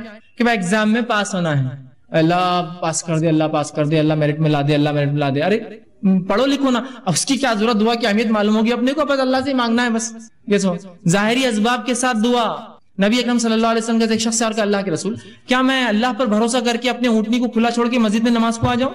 تو آپ صلی اللہ علیہ وسلم نہیں، پہلے اس کے گھٹنے کو باندھ، پھر مسجد میں اللہ پر توکل کر کے۔ ظاہری اسباب بھی ضروری ہے کہ آپ کوشش کے ساتھ دعائیں۔ نبی اکرم صلی اللہ علیہ وسلم جو ہے آپ صلی اللہ علیہ وسلم کے تعلق سے آتا ہے، جامع ترمذی کی روایت جو اونٹنی کا واقعہ میں نے آپ کو سنایا کہ باندھ اور اس کے بعد اللہ پر جو ہے توکل کر۔ اسی طرح آپ صلی اللہ علیہ وسلم جنگ بدر کا مشہور واقعہ ہے، جنگ بدر سے ایک رات پہلے نبی اکرم صلی اللہ علیہ وسلم بدر کے مقام پر پہنچے، اس پہاڑ کے پاس پہنچے، اس سے ادھر مسلمان، ایک کنویں تھے وہاں کچھ، اور وہاں کھڑے تھے، اور 319 کی قریب تعداد میں جو مسلمان وہاں جمع تھے۔ اب یہ الگ بات ہے کہ مسلمان 313 مشہور ہے، 319 تھے صحابہ جو جمع ہوئے، 319 صحابہ وہاں جمع تھے، اور جب وہاں جمع تھے اس مقام پر ابوبکر صدیق رضی اللہ عنہ موجود تھے۔ راوی حدیث کہتے ہیں کہ آپ صلی اللہ علیہ وسلم نے بدر کی جب تیاریاں پوری کر لی، جو ظاہری اسباب تھے پورے تیار کر لیے، اب اپنا اسپرچل ویپن ہتھیار اٹھایا، دعا، پورے اسباب پوری تیاریاں ہوگی، 319 کھڑے آ کر اپنی جان داؤ پہ لگا کر۔ اس کے بعد اس رات آپ کہتے ہیں آپ صلی اللہ علیہ وسلم اللہ سے قبلے جانب منہ کیا، آپ نے قبلے کی طرف رخ کیا۔ یہ دعاؤں کے آداب ہے، یاد رکھیے، کوئی ضروری نہیں لیکن ادب ہے اس کا۔ قبلے رخ منہ کیا، اور اللہ کے رسول صلی اللہ علیہ وسلم آسمان کی طرف اپنے ہاتھ بہت بلند کیے، حتیٰ کہ آپ کے جو ہے بغل مبارک کی جو ہے سفیدی نظر آ رہی تھی، آپ گورے تھے، اندر سے سفیدی نظر آنے لگی، اور آپ نے جو لباس پہنا ہوا تھا وہ سائڈ سے سلاوا نہیں تھا، ایک چادر تھی جو سر سے ڈالی تھی، اس میں سوراخ کیا ہوا تھا، مطلب اتنا مال دولت نہیں تھی کہ سلا سکے۔ تو جب آپ نے ہاتھ اوپر کیے تو چادر دونوں طرف سے کھل گئی تھی، تو آپ کا پیٹ اور پیٹھ اور سب حصہ جو ہے جو کھلا تھا، اور بہت سخت سردی کی رات تھی۔ تو ابوبکر صدیق فرماتے ہیں کہ میں کبھی ایک طرف سے چپک جاتا جا کے جسم کو کہ آپ صلی اللہ علیہ وسلم اتنی گرمی مل جائے کہ میرے جسم سے، پھر کبھی یہ طرف سے آ کے چپک جاتا کہ آپ کہیں سردی سے بیمار نہ ہو جائے، کچھ ہو نہ جائے آپ کو، اور کڑاکے کی سردی ہوتی ہے عرب علاقوں میں، یاد رکھیے۔ تو میں ادھر سے کبھی آتا، ادھر سے آتا، اور آپ کو پکڑتا، اور آپ سمجھے آسمان کی طرف ہاتھ اونچے کیے ہوئے تھے، اور اللہ سے دعا کرتے، اللہ آج اگر یہ لشکر ہار گیا تو تیرا نام لینے والا دنیا میں اب اس کے بعد موجود کوئی نہیں رہیں گا۔ اور میں یہ کہہ رہا تھا اللہ کے رسول بس اللہ نے آپ کی سن لی ہے، آپ بس کر دے، کہیں آپ کو کچھ ہو نہ جائے اتنی سردی میں۔ اور رسول اللہ ایسا رات بھر کھڑے رہے دعا میں، لیکن پہلے تیاری کر کے آئے تھے، یہ نہیں کہ صرف رات بھر مدینے میں کھڑے دعا کرتے اللہ دشمن کو ہلاک کر دے، برباد کر دے، ان کو فلاں کر دے۔ نکل کر آئے ہیں 319 اپنی جان لگا کر، اب دعا والا ہتھیار اٹھایا۔ اپنی کوششیں، امتحان ہے، پوری کوششیں کر جائیے، پھر دعا، اپنی پوری کوششوں کے ساتھ اللہ سے دعائیں مانگے، یہ نہیں کہ صرف دعا کے پیچھے لگ گئے اور اسباب پورے ظاہری آپ چھوڑ دیے، دونوں کو ملا کر، اور اس کے بعد جو اللہ چاہیں گا، وہ جو پسند کریں گا، اپنی مرضی، مشیت اور حکمت کے اعتبار سے قبول کریں، چاہے رد کر دے، اس کی اپنی چوائس ہے، وہ مالک ہے، اختیار ہے مالک کو، اپنی مخلوق کو چاہے تو دے چاہے تو نہ دے، مخلوق کو اختیار نہیں کہ اپنی ناراضگی کا اظہار کرے رب کے سامنے، خاموشی سے اس کے فیصلوں کو سمجھ لے، اس کی حکمتوں کو سمجھ لے۔ آج ایک چیز کو اپنے لیے بہت اچھا سمجھتے ہیں، میری ایک ٹرین ہے، سمجھ لیجیے میں اورنگ آباد سے بمبئی جا رہا ہوں، ایک بڑی جاب لگنے والی ہے، کروڑوں روپیہ میری سیلری سال کی، اوہو، اور میری اگر وہ ٹرین چھوٹ گئی انٹرویو کے لیے جا رہی ہے تو میرے لیے کیا افسوس ہوگا، میں سب سے غمزدہ انسان بن جاؤں گا دنیا کا کہ میری اپارچونٹی چلے گئی، جاب مل گئی تھی، ٹرین نہیں ملی، اور اگر مجھے تھوڑی دیر خبر ملے ٹرین کا ایکسیڈنٹ ہو گیا تو دنیا کا سب سے خوش قسمت آدمی میں ہی ہوں، اس لیے کہ میں بچ گیا اس ایکسیڈنٹ سے۔ سمجھ رہے آپ، ایک پل پہلے تو سب سے ناراض آدمی تھا اور میں سب سے ناراض آدمی تھا، دوسرے پل سب سے خوش نصیب سمجھ رہا، کیوں؟ سمجھ رہے آپ، اللہ کی حکمت، اس کے پیچھے مصلحت نہ قبول کرنا آپ کے خیر کے لیے، وہ بھی اس کا بدلہ ضرور قیامت کے دن ملیں گے، بہرحال ٹھیک ہے۔ تو دعاؤں کے ظاہری اسباب بھی وہ کریں، اسی طرح خالی دعائیں نہیں چلیں گی، ظاہری اسباب کے ساتھ۔ اب جب دعاؤں کی بات آ رہی تو دعا صرف ان صحیح احادیث سے آپ کریں گے، وہ دعائیں کریں گے جو ثابت شدہ ہو۔ عام دعائیں تو اپنی زبان میں، اردو میں، مراٹھی میں، تیلگو میں، ملیالم میں، جو زبان آتی کر سکتے ہیں، لیکن جب آپ کو خاص دعائیں کرنا ہے نا، کچھ جو سنت سے ثابت ہوتی ہے، تو وہی دعائیں کریں گے جو صحیح حدیث ثابت ہے۔ ورنہ آج دعاؤں کے نام پر مسلمانوں کو کیا کچھ نہیں پڑھایا جا رہا ہے، آپ کو اس میں بتا بھی نہیں سکتا، کیا کچھ نہیں دعاؤں کے نام پر۔ درود کیا ہے؟ دعا ہے نا، رسول اکرم صلی اللہ علیہ وسلم درود دعا ہے۔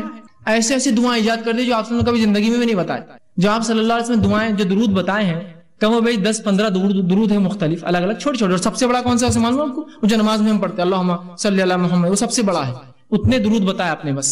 لیکن ان کے بعد غیر ثابت شدہ درودوں کی اگر فہرست دیکھے، جو دعائیں ہیں جو نبی پر دعا بھیج رہے ہیں، ایسی لمبی لمبی دعائیں اور ایسے شرکیہ کلمات کہ کلمے سنے تو تعجب ہوتا ہے، آنکھ پہ رونگٹے کھڑے ہو جاتے ہیں، مسلمان پڑھ رہے ہیں، ہر جمعہ پڑھ رہے ہیں فلاں درود اور لکھا ہوا یا دافع البلائی، اے نبی جو بلاؤں کو تم دفع کرتے ہو، نبی اگر دعا ہے، یہ درود ہے ان پر، ایسے درود نکال دو، ثابت شدہ ہونا ضروری ہے، ورنہ آج کل مختلف کتابیں مختلف ناموں سے ثابت شدہ ہو، یہ اس کی تحقیق ضرور کر لیں اس سے پہلے کہ آپ جب دعائیں کریں۔ اب آئیے دعاؤں کے تعلق سے کچھ فضیلتیں، کچھ کلیریفیکیشنز، کچھ آداب اس کے سکھا دیتا ہوں، کیسی دعائیں کریں اور کون سے اوقات میں دعائیں جلدی قبول ہوتی ہے، اور خاص بات دعائیں کس کی قبول نہیں ہوتی۔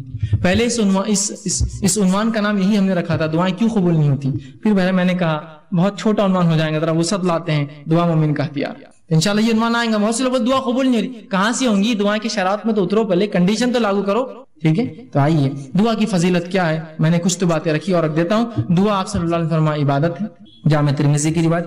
اسی طرح اللہ سے دعا مانگنے والا جو ہے بڑی عظمت والا عمل ہے، اللہ سے دعا مانگنا عظمت والا عمل ہے۔ ترمذی کی روایت ہے، آپ صلی اللہ علیہ وسلم فرمایا کہ دعا سے زیادہ عظمت والا کوئی عمل اللہ کے نزدیک نہیں ہے، دعا کرنا بہت عظمت والا عمل ہے اور اس سے زیادہ عظمت والا اللہ کے نزدیک کوئی عمل نہیں۔ اسی طرح دعا تقدیر بدل سکتی ہے، آپ صلی اللہ علیہ وسلم فرمایا، یہ بھی جامع ترمذی کی روایت، آپ نے فرمایا اگر کوئی چیز تقدیر کو بدل سکتی ہے تو وہ دعا ہے۔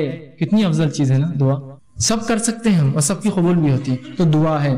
اسی طرح دعا نازل شدہ اور غیر نازل شدہ تمام آفات اور بلاؤں کا حل ہے، آپ صلی اللہ علیہ وسلم فرماتے ہیں، یہ جامع ترمذی کی روایت آپ نے فرمایا اور کہا جو ہے دعا نازل شدہ آفات اور جو ابھی نازل نہیں ہوئی سب کے لیے نفع بخش ہے، لہٰذا اے اللہ کے بندو دعا ضرور کرو۔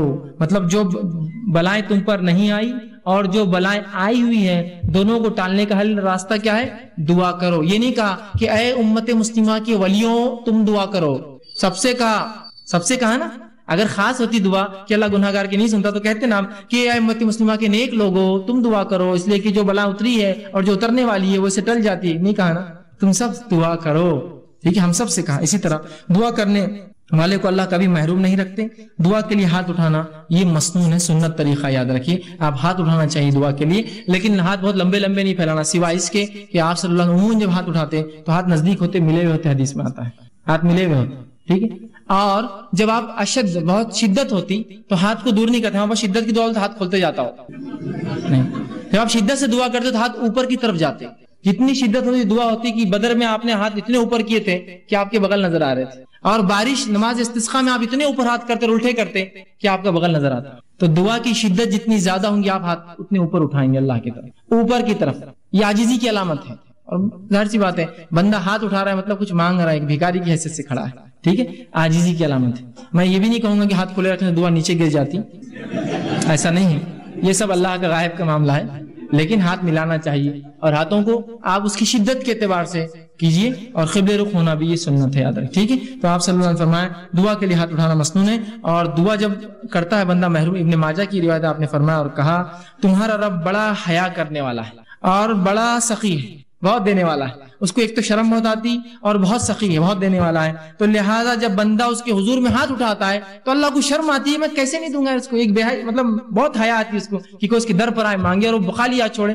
تو اللہ کے رسول نے جب بندہ ہاتھ اٹھاتا ہے تو اللہ بڑا حیا دار ہے، بڑا سخی دینے والا ہے، تو اس کو شرم آتی ہے، حیا آتی ہے کہ اس بندے نے جس نے ہاتھ اٹھایا اس کو خالی کیسے جانے، تو کچھ نہ کچھ ضرور ڈالتا ہے آپ کی جھولی میں، یاد رکھیے، یا تو چیز کے بدلے چیز، دعا کے بدلے اس کے بدلے آخرت میں ثواب، یا اس کے بدلے ایک مصیبت ڈالتا ہے، اس لیے کہ اس کو حیا آتی ہے آپ کو لوٹانے کے اندر، ٹھیک ہے۔ تو ہاتھ اٹھانا بڑا سنت ہے اور اللہ دعا۔ اسی طرح جو ہے دعا کے تعلق سے بات آتی ہے، اس کے کچھ آداب ہیں، ان آداب کا بھی لحاظ رکھیں، ان آداب کا ہم لحاظ نہیں رکھیں گے تو ہو سکتا ہے دعا جو آپ کہتے قبول نہیں ہو رہی ہے، ہم کو لگ رہا ہے اس کا ہو سکتا ہے۔ آئیے سنیے دعا مانگنے کے لیے جو ادب رکھنا، جامع ترمذی کی روایت ہے، ایک شخص آیا، 2 رکعت نماز پڑھی، نماز کے بعد اس نے دعا کی اے اللہ میری مغفرت کر، مجھ پر رحم کر، اور اس کے بعد چلا گیا۔ آپ نے کہا اس کی قبول نہیں ہوئی، صحابہ نے کہا اس کی قبول نہیں کیوں؟ تو آپ نے فرمایا جب دعا کرو تو سب سے پہلے اللہ کی حمد و ثنا کرو، تعریف بڑائی بیان کیجیے اللہ کی، سورہ فاتحہ ہے، سورہ اخلاص ہے، اللہ کی حمد و ثنا، اس کے بعد مجھ پر درود بھیجو، اور اس کے بعد اپنی حاجت رکھو۔ تو دوسرے صحابی نے سن لیا،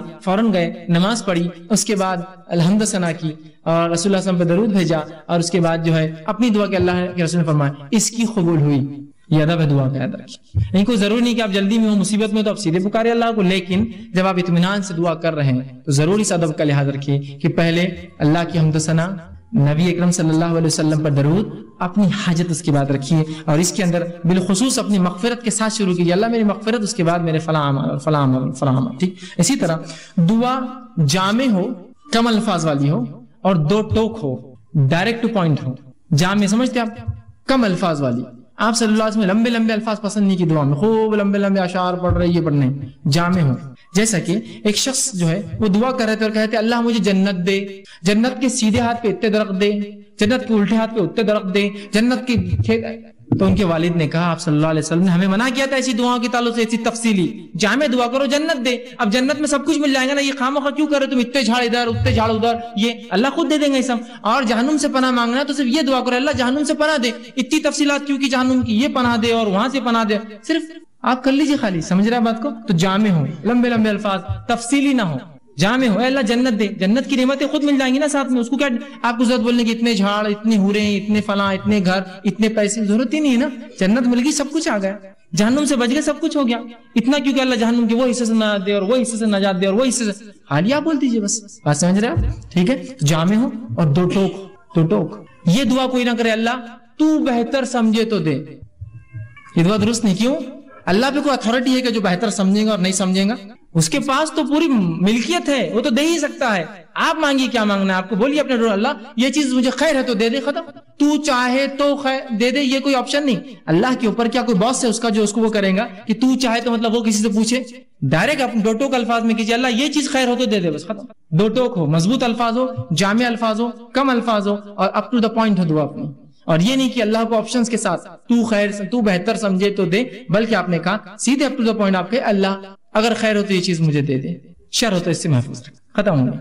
دو ٹوک الفاظ میں کہے، یہ نہ کہے، صحیح بخاری کی روایت یہ نہ کہے کہ جو اللہ تو چاہے تو، بلکہ اللہ کے اوپر کوئی بڑا نہیں، اس کا حاکم نہیں ہے کوئی، وہ خود سنتا ہے، لہٰذا دو ٹوک الفاظ میں دعا کرو. اسی طرح دعا مانگتے ہوئے دعا کی قبولیت کا آپ کو یقین رکھنا ہوگا دل میں. جب آپ شک سے دعا کریں گے نا، ہوتی نہیں ہوتی چلو کر لیں گے، لیکن اب دعا نہیں ہوتی قبول آپ کی، اب نہیں ہوتی، چونکہ آپ ایسی بارگاہ میں جا رہے ہیں جو اتنا غنی ہے، جو کسی کو لوٹاتا نہیں ہے، اور وہاں جاتے ہیں فقیر یہ سوچے کہ ملے گا نہیں ملے گا، چلو مانگ لیتے ہیں، پھر نہیں ملتا.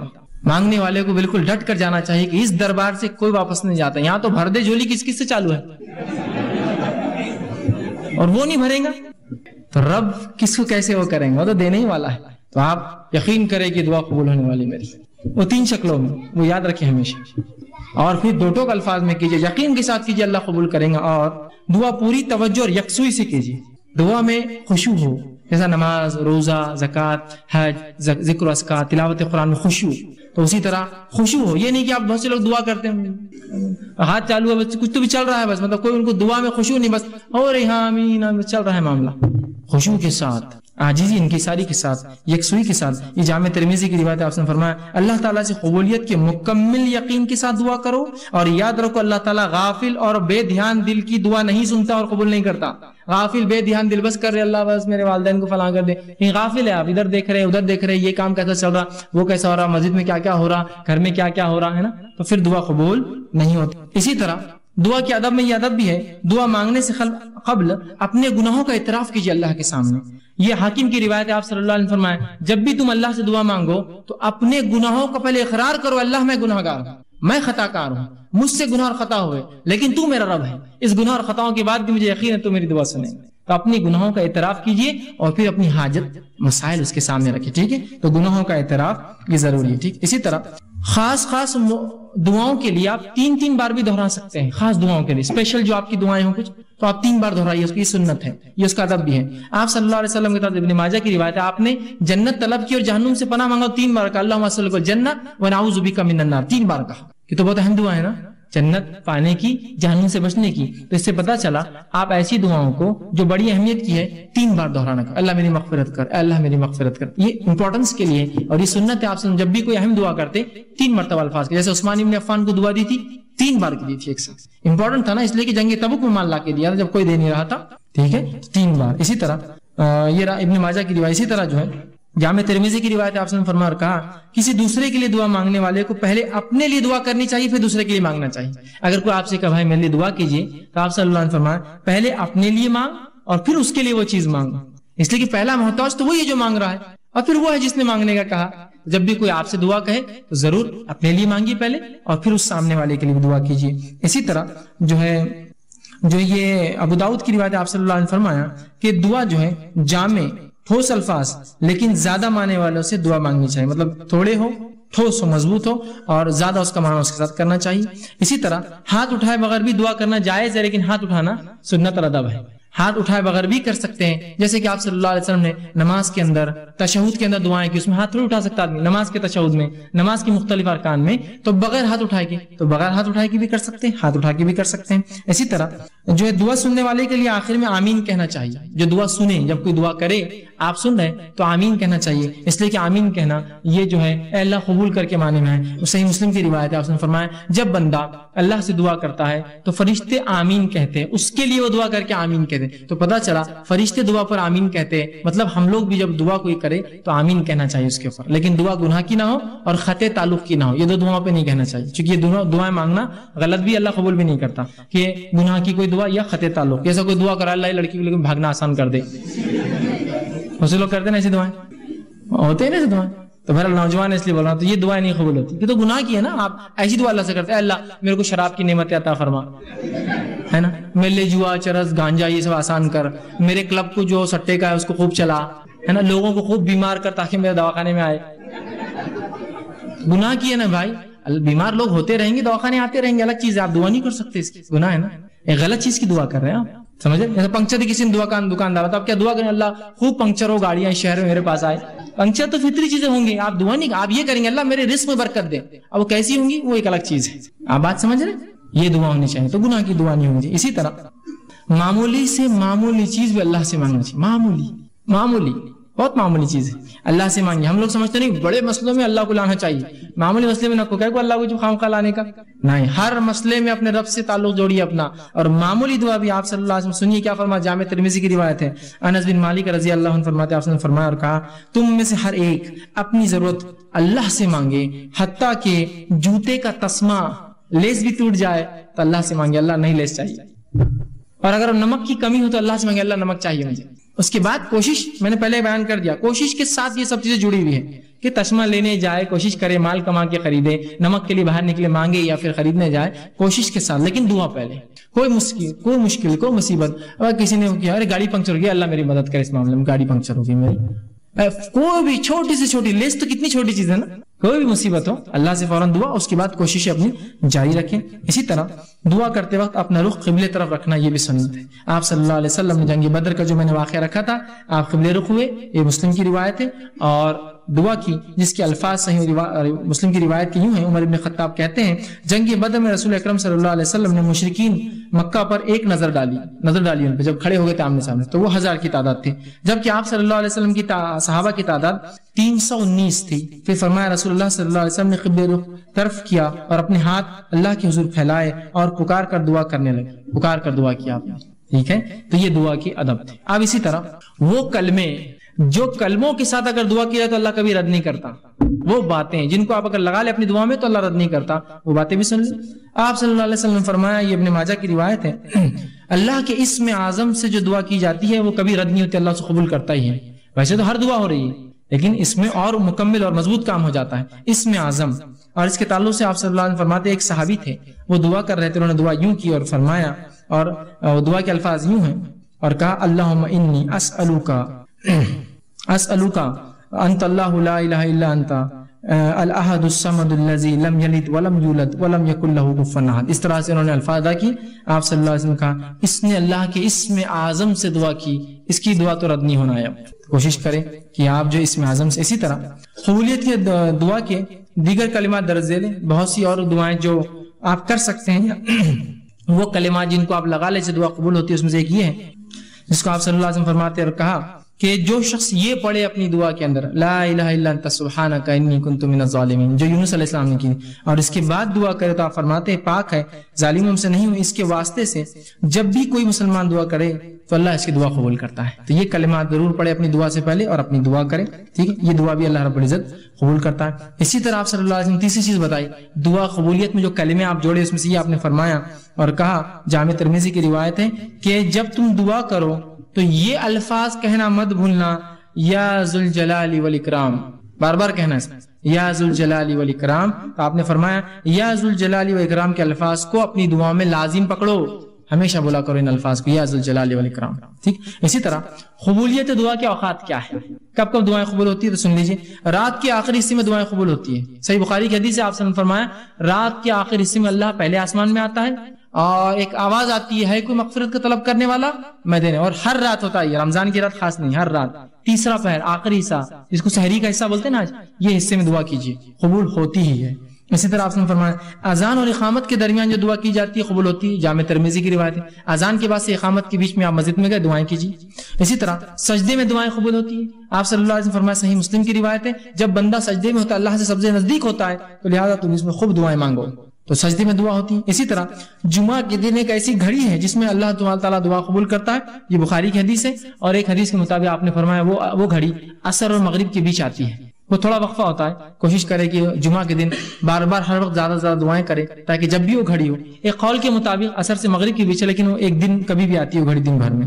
اسی طرح آپ صلی اللہ علیہ وسلم میدان جنگ میں اگر مسلمان کافروں کے لشکر کے سامنے ہو یا گتھم گتھا ہو اور اس میں اگر وہ دعا کرے تو ایسی دعا اللہ کبھی رد نہیں کرتا اور قبول کرتا ہے. ٹھیک ہے، یہ روایت جو ہے ابو داؤد کی ہے. اسی طرح بارش جب نازل ہو رہی ہے، آپ نے فرمایا اگر کوئی دعا کرے، حکیم کی روایت ہے، اللہ اس دعا کو بھی قبول کرتا ہے. جب بارش برستی ہے اللہ کی رحمت ہوتی ہے، یاد رکھیے. اللہ نے روک رکھا ہے، ایک الگ بات ہے ہم سے یہ رحمت ابھی بھرا اس مہینے میں، لیکن جب بھی بارش برسے یاد رکھیے تو بارش جب برستی ہے رحمت ہوتی ہے، مطلب اللہ خوش ہے اس بستی سے، برسا رہا ہے، ہم سے ناراض اس لیے نہیں برسا رہا ہے، بہرحال تو خوش ہوتا ہے. تو لہٰذا آپ دعا ضرور کیا کیجیے، اس لیے کہ بارش کے وقت دعا کرے تو اللہ قبول کرتا ہے اس دعا کو، حکیم کی روایت. اسی طرح عرفہ کے دن 9 ذی الحجہ میں جو ہے عرفہ میں یوم عرفہ جو 9 ذی الحجہ کی دعا بھی قبول ہوتی ہے. جب حاجی میدان عرفہ میں ہوتے ہیں اور دعائیں کرتے ہیں اللہ ان کی دعاؤں کو رد نہیں کرتا، ترمذی کی روایت. اسی طرح توبہ کرنے والے کی دعا جو ہے دن ہو یا رات ہو کبھی بھی جو ہے اس کی دعا قبول ہوتی ہے، توبہ کرنے والے کی. اس لیے کہ آپ صلی اللہ علیہ وسلم فرمایا، صحیح مسلم کی روایت ہے، جب کوئی شخص رات توبہ گناہ کرتا ہے اور دن میں توبہ کرتا ہے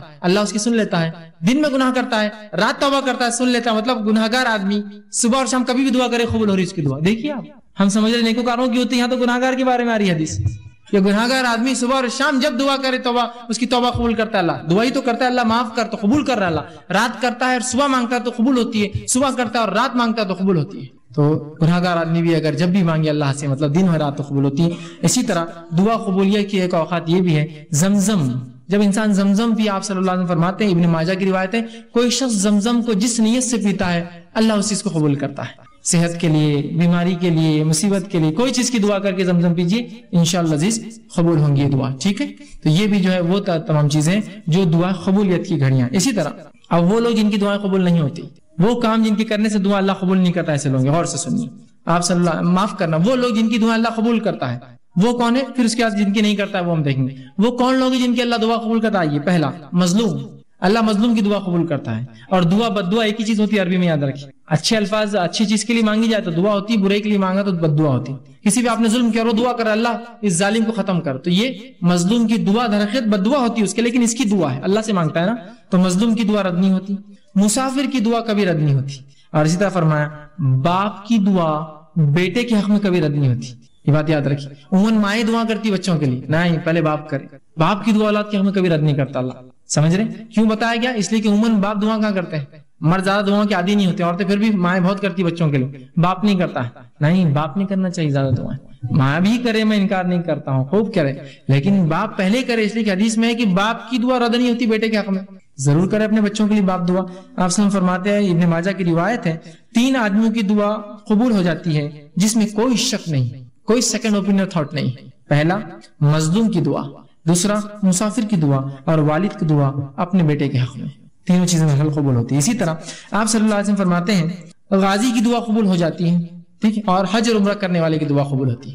غازی جو میدان جنگ میں انسان ہے، اور حج اور عمرہ اس کے تعلق سے آپ نے فرمایا، ابن ماجہ کی حدیث آپ نے فرمایا، جہاد فی سبیل اللہ کرنے والا اور حج اور عمرہ کرنے والا اللہ کا مہمان ہے، اللہ نے انہیں بلایا تو وہ آ گئے، لہٰذا اللہ سے اگر وہ سوال کرے تو اللہ انہیں عطا کرے گا. سوال کرے، حاجی بھی مہمان ہے، مجاہد بھی مہمان ہے، سوال کرے بس اللہ عطا کرے گا.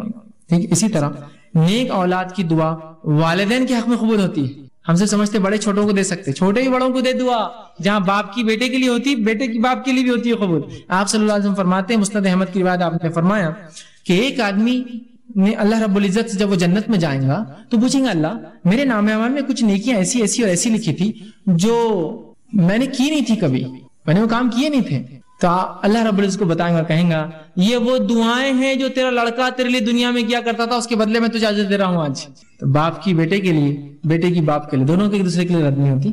سمجھ رہے ہیں آپ بات کو؟ اسی طرح آپ صلی اللہ علیہ وسلم فرماتے ہیں اور کہتے ہیں خوشحالی میں جو اور فراوانی میں جو اللہ کو یاد رکھتا ہے، اللہ تعالیٰ تنگ دستی میں اس کی دعاؤں کو قبول کرتا ہے۔ بڑی اچھی حدیث سنی، جامع ترمذی کی روایت آپ سے فرماتے ہیں اور کہتے ہیں جو شخص یہ پسند کرتا ہے کہ مصیبتوں اور تکلیف اور مشکل حالات میں اللہ اس کی دعا قبول کرے تو اسے چاہیے کہ خوشحالی کے وقت میں خوب اللہ سے دعا کرے۔ بلکہ ہم تو کبھی بھی بدحالی میں دعا کرتے اللہ سے، خوشحالی میں کہاں یاد آتی؟ خوشحالی میں تو بس معاملہ بالکل وہ ہو جاتا، نہیں، جو خوشحالی میں اللہ کو یاد رکھتا ہے تو اللہ تنگ دستی اور بدحالی میں جو ہے اس کو کیا کرتا ہے؟ یاد کرتا ہے، یاد رکھیے، سمجھ رہے آپ؟ تو اس کی بھی ہوتی ہے۔ اسی طرح روزے دار کی دعا قبول ہو جاتی ہے۔ آپ صلی اللہ علیہ وسلم فرماتے ہیں جب روزے دار کوئی روزہ رکھتا ہے، بحقی کی روایت ہے، تو اللہ رب العزت اس کی دعا قبول کرتا ہے۔ اسی طرح بیمار کی دعا بھی قبول ہو جاتی ہے۔ اور وہ شخص، وہ انسان جو اپنے بھائی کے لیے دعا کرے، غائبانہ دعا، یاد رکھیے، جو اپنے بھائی کے لیے غائبانہ دعا کرے اللہ رب العزت کو بھی قبول کرتا ہے۔ بحقی کی روایت آپ صلی اللہ علیہ وسلم فرمایا، کہا مریض کی دعا یہاں تک کہ وہ ٹھیک نہ ہو جائے قبول ہوتی ہے، اور بھائی کی دعا بھائی کے لیے جب غائبانہ کرے تو قبول ہوتی ہے۔ اور قبول ہونے والی دعاؤں میں سب سے جلدی جو دعا قبول ہوتی ہے وہ ایک بھائی کے لیے جب دوسرا بھائی غائبانہ دعا، اور بھائی سے مراد یہاں سگا بھائی نہیں، مسلمان بھائی جب دوسرے مسلمان بھائی کے لیے غائبانہ دعا، اس کے موجودگی میں تو کوئی بھی دعا کرتا ہے، غائب پیچھے کرتا ہے پیٹ کے، یہ سب سے جلدی قبول کر لیتا اللہ، اس لیے کہ دوسرے بھائی نے کیا اس کے لیے دعا۔ ٹھیک ہے، تو یہ تھا وہ لوگ جن کی دعائیں قبول ہوتی ہیں۔ اب وہ لوگ جن کی دعائیں قبول نہیں ہوتی وہ کیا اسباب ہے؟ سنیے، رزق کے حرام کھانے والا، اس کی دعا قبول نہیں ہوتی۔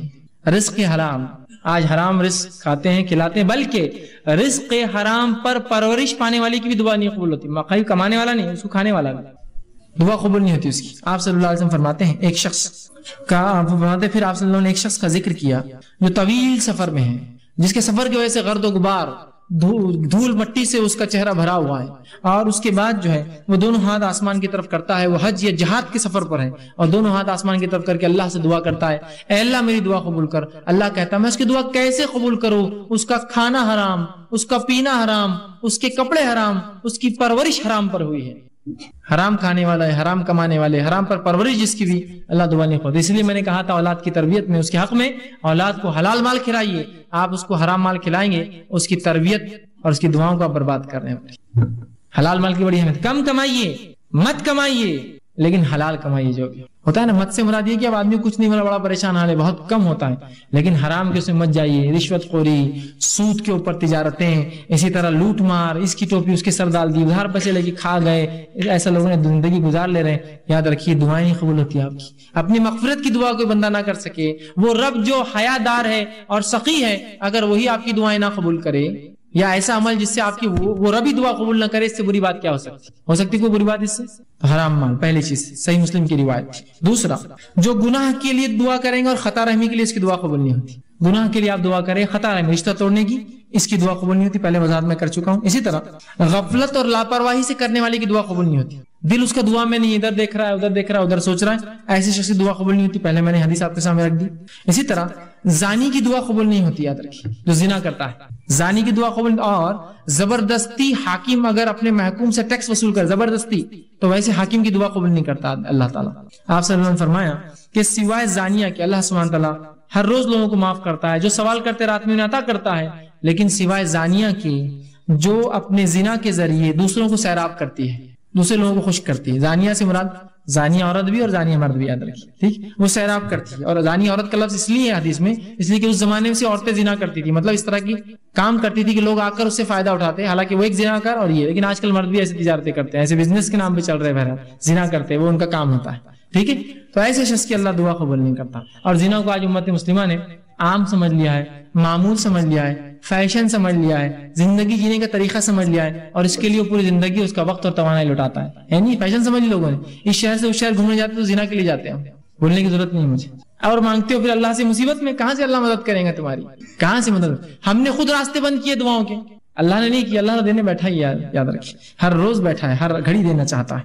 ٹھیک ہے, یہ طبرانی کی روایت تھی. اسی طرح جو قوم امر بالمعروف اور نہی عن المنکر کا کام روک دیتی ہے, اچھائی کا حکم نہیں دیتی, برائی سے روک جاتی ہے اور فرائض پہ عمل نہیں کرتی, اللہ ایسی قوم کی دعا بھی نہیں سنتا. اس کے تعلق سے جامع ترمذی کی روایت آپ نے فرمایا, بڑی مشہور حدیث آپ نے فرمایا, اس ذات کی قسم جس کے ہاتھ میں میری جان ہے, تم امر بالمعروف نہی عن المنکر کرتے رہو, ورنہ ان قریب اللہ تم پر اس طرح سے عذاب نازل کرے گا, پھر تم اس سے دعائیں کرو گے, تمہاری دعائیں قبول نہیں کی جائیں گی.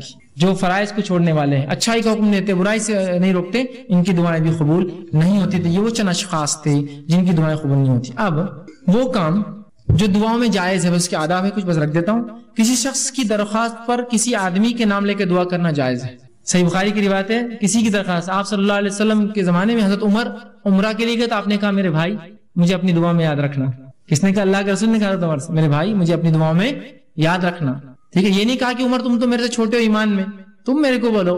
اور حضرت عمر نے کہا اللہ کے رسول آپ اتنے بڑے, آپ سے, آپ کے ذریعے ہم مانگتے, ہم سے کیوں کرا رہے آپ؟ ٹھیک ہے, حضرت عمر نے کہا میں یاد رکھوں گا. سمجھ رہا بات کو؟ تو کسی کو آپ کہہ سکتے, درست, اس میں کوئی مسئلہ نہیں. اسی طرح دعا میں کافروں کے لیے ہدایت طلب کر سکتے ہیں آپ صلی اللہ علیہ وسلم کئی کافروں کے لیے ہدایتیں طلب کی کہ اللہ عمرین میں سے کسی ایک کو ہدایت دے. ایک عمر تھا ابو جہل, اس کا نام بھی عمر تھا, اور ایک عمر تھے عمر ابن خطاب, دونوں عمر تھے. تو کہا ایک کو ہدایت دے, اللہ نے عمر ابن خطاب کے حق میں قبول کی دعا. تو کافروں کے لیے دعا کر سکتے, بخاری کی روایت ہے. اسی طرح دعا میں اللہ تعالیٰ سے اس کے اسم اعظم اور اس کی صفات اور اس کے وسیلے سے دعا کر سکتے ہیں آپ. اللہ کے اسماء و صفات اسی لیے تو ہے کہ اس کے وسیلے سے آپ دعا کریں. زندگی چاہیے تو الحی کے نام سے دعا کریں, اے زندگی کی دینا, یا حیو مجھے جو ہے فلاں زندگی عطا فرما, اس کی زندگی عطا فرما, اس کو موت سے بچا لے. سمجھ رہے ہیں بات کو؟ رزق چاہیے, یا رزاق تو رزق دینے والا ہے, ہمیں رزق عطا فرما. آپ کو چاہیے کہ آپ چاہتے آپ کے گناہ معاف کرے, یا غفار آپ کے گناہوں کو درگزر کر دے, یا رحمان اور رحیم مجھے معاف کر. تو آپ چاہتے آپ کے گناہوں کو اللہ ڈھانک لے, یا ستار اے چیزوں کو ڈھانکنے والے, میرے گناہوں کو قیامت کے روز ڈھانک لے. تو اللہ کے اسماء و صفات.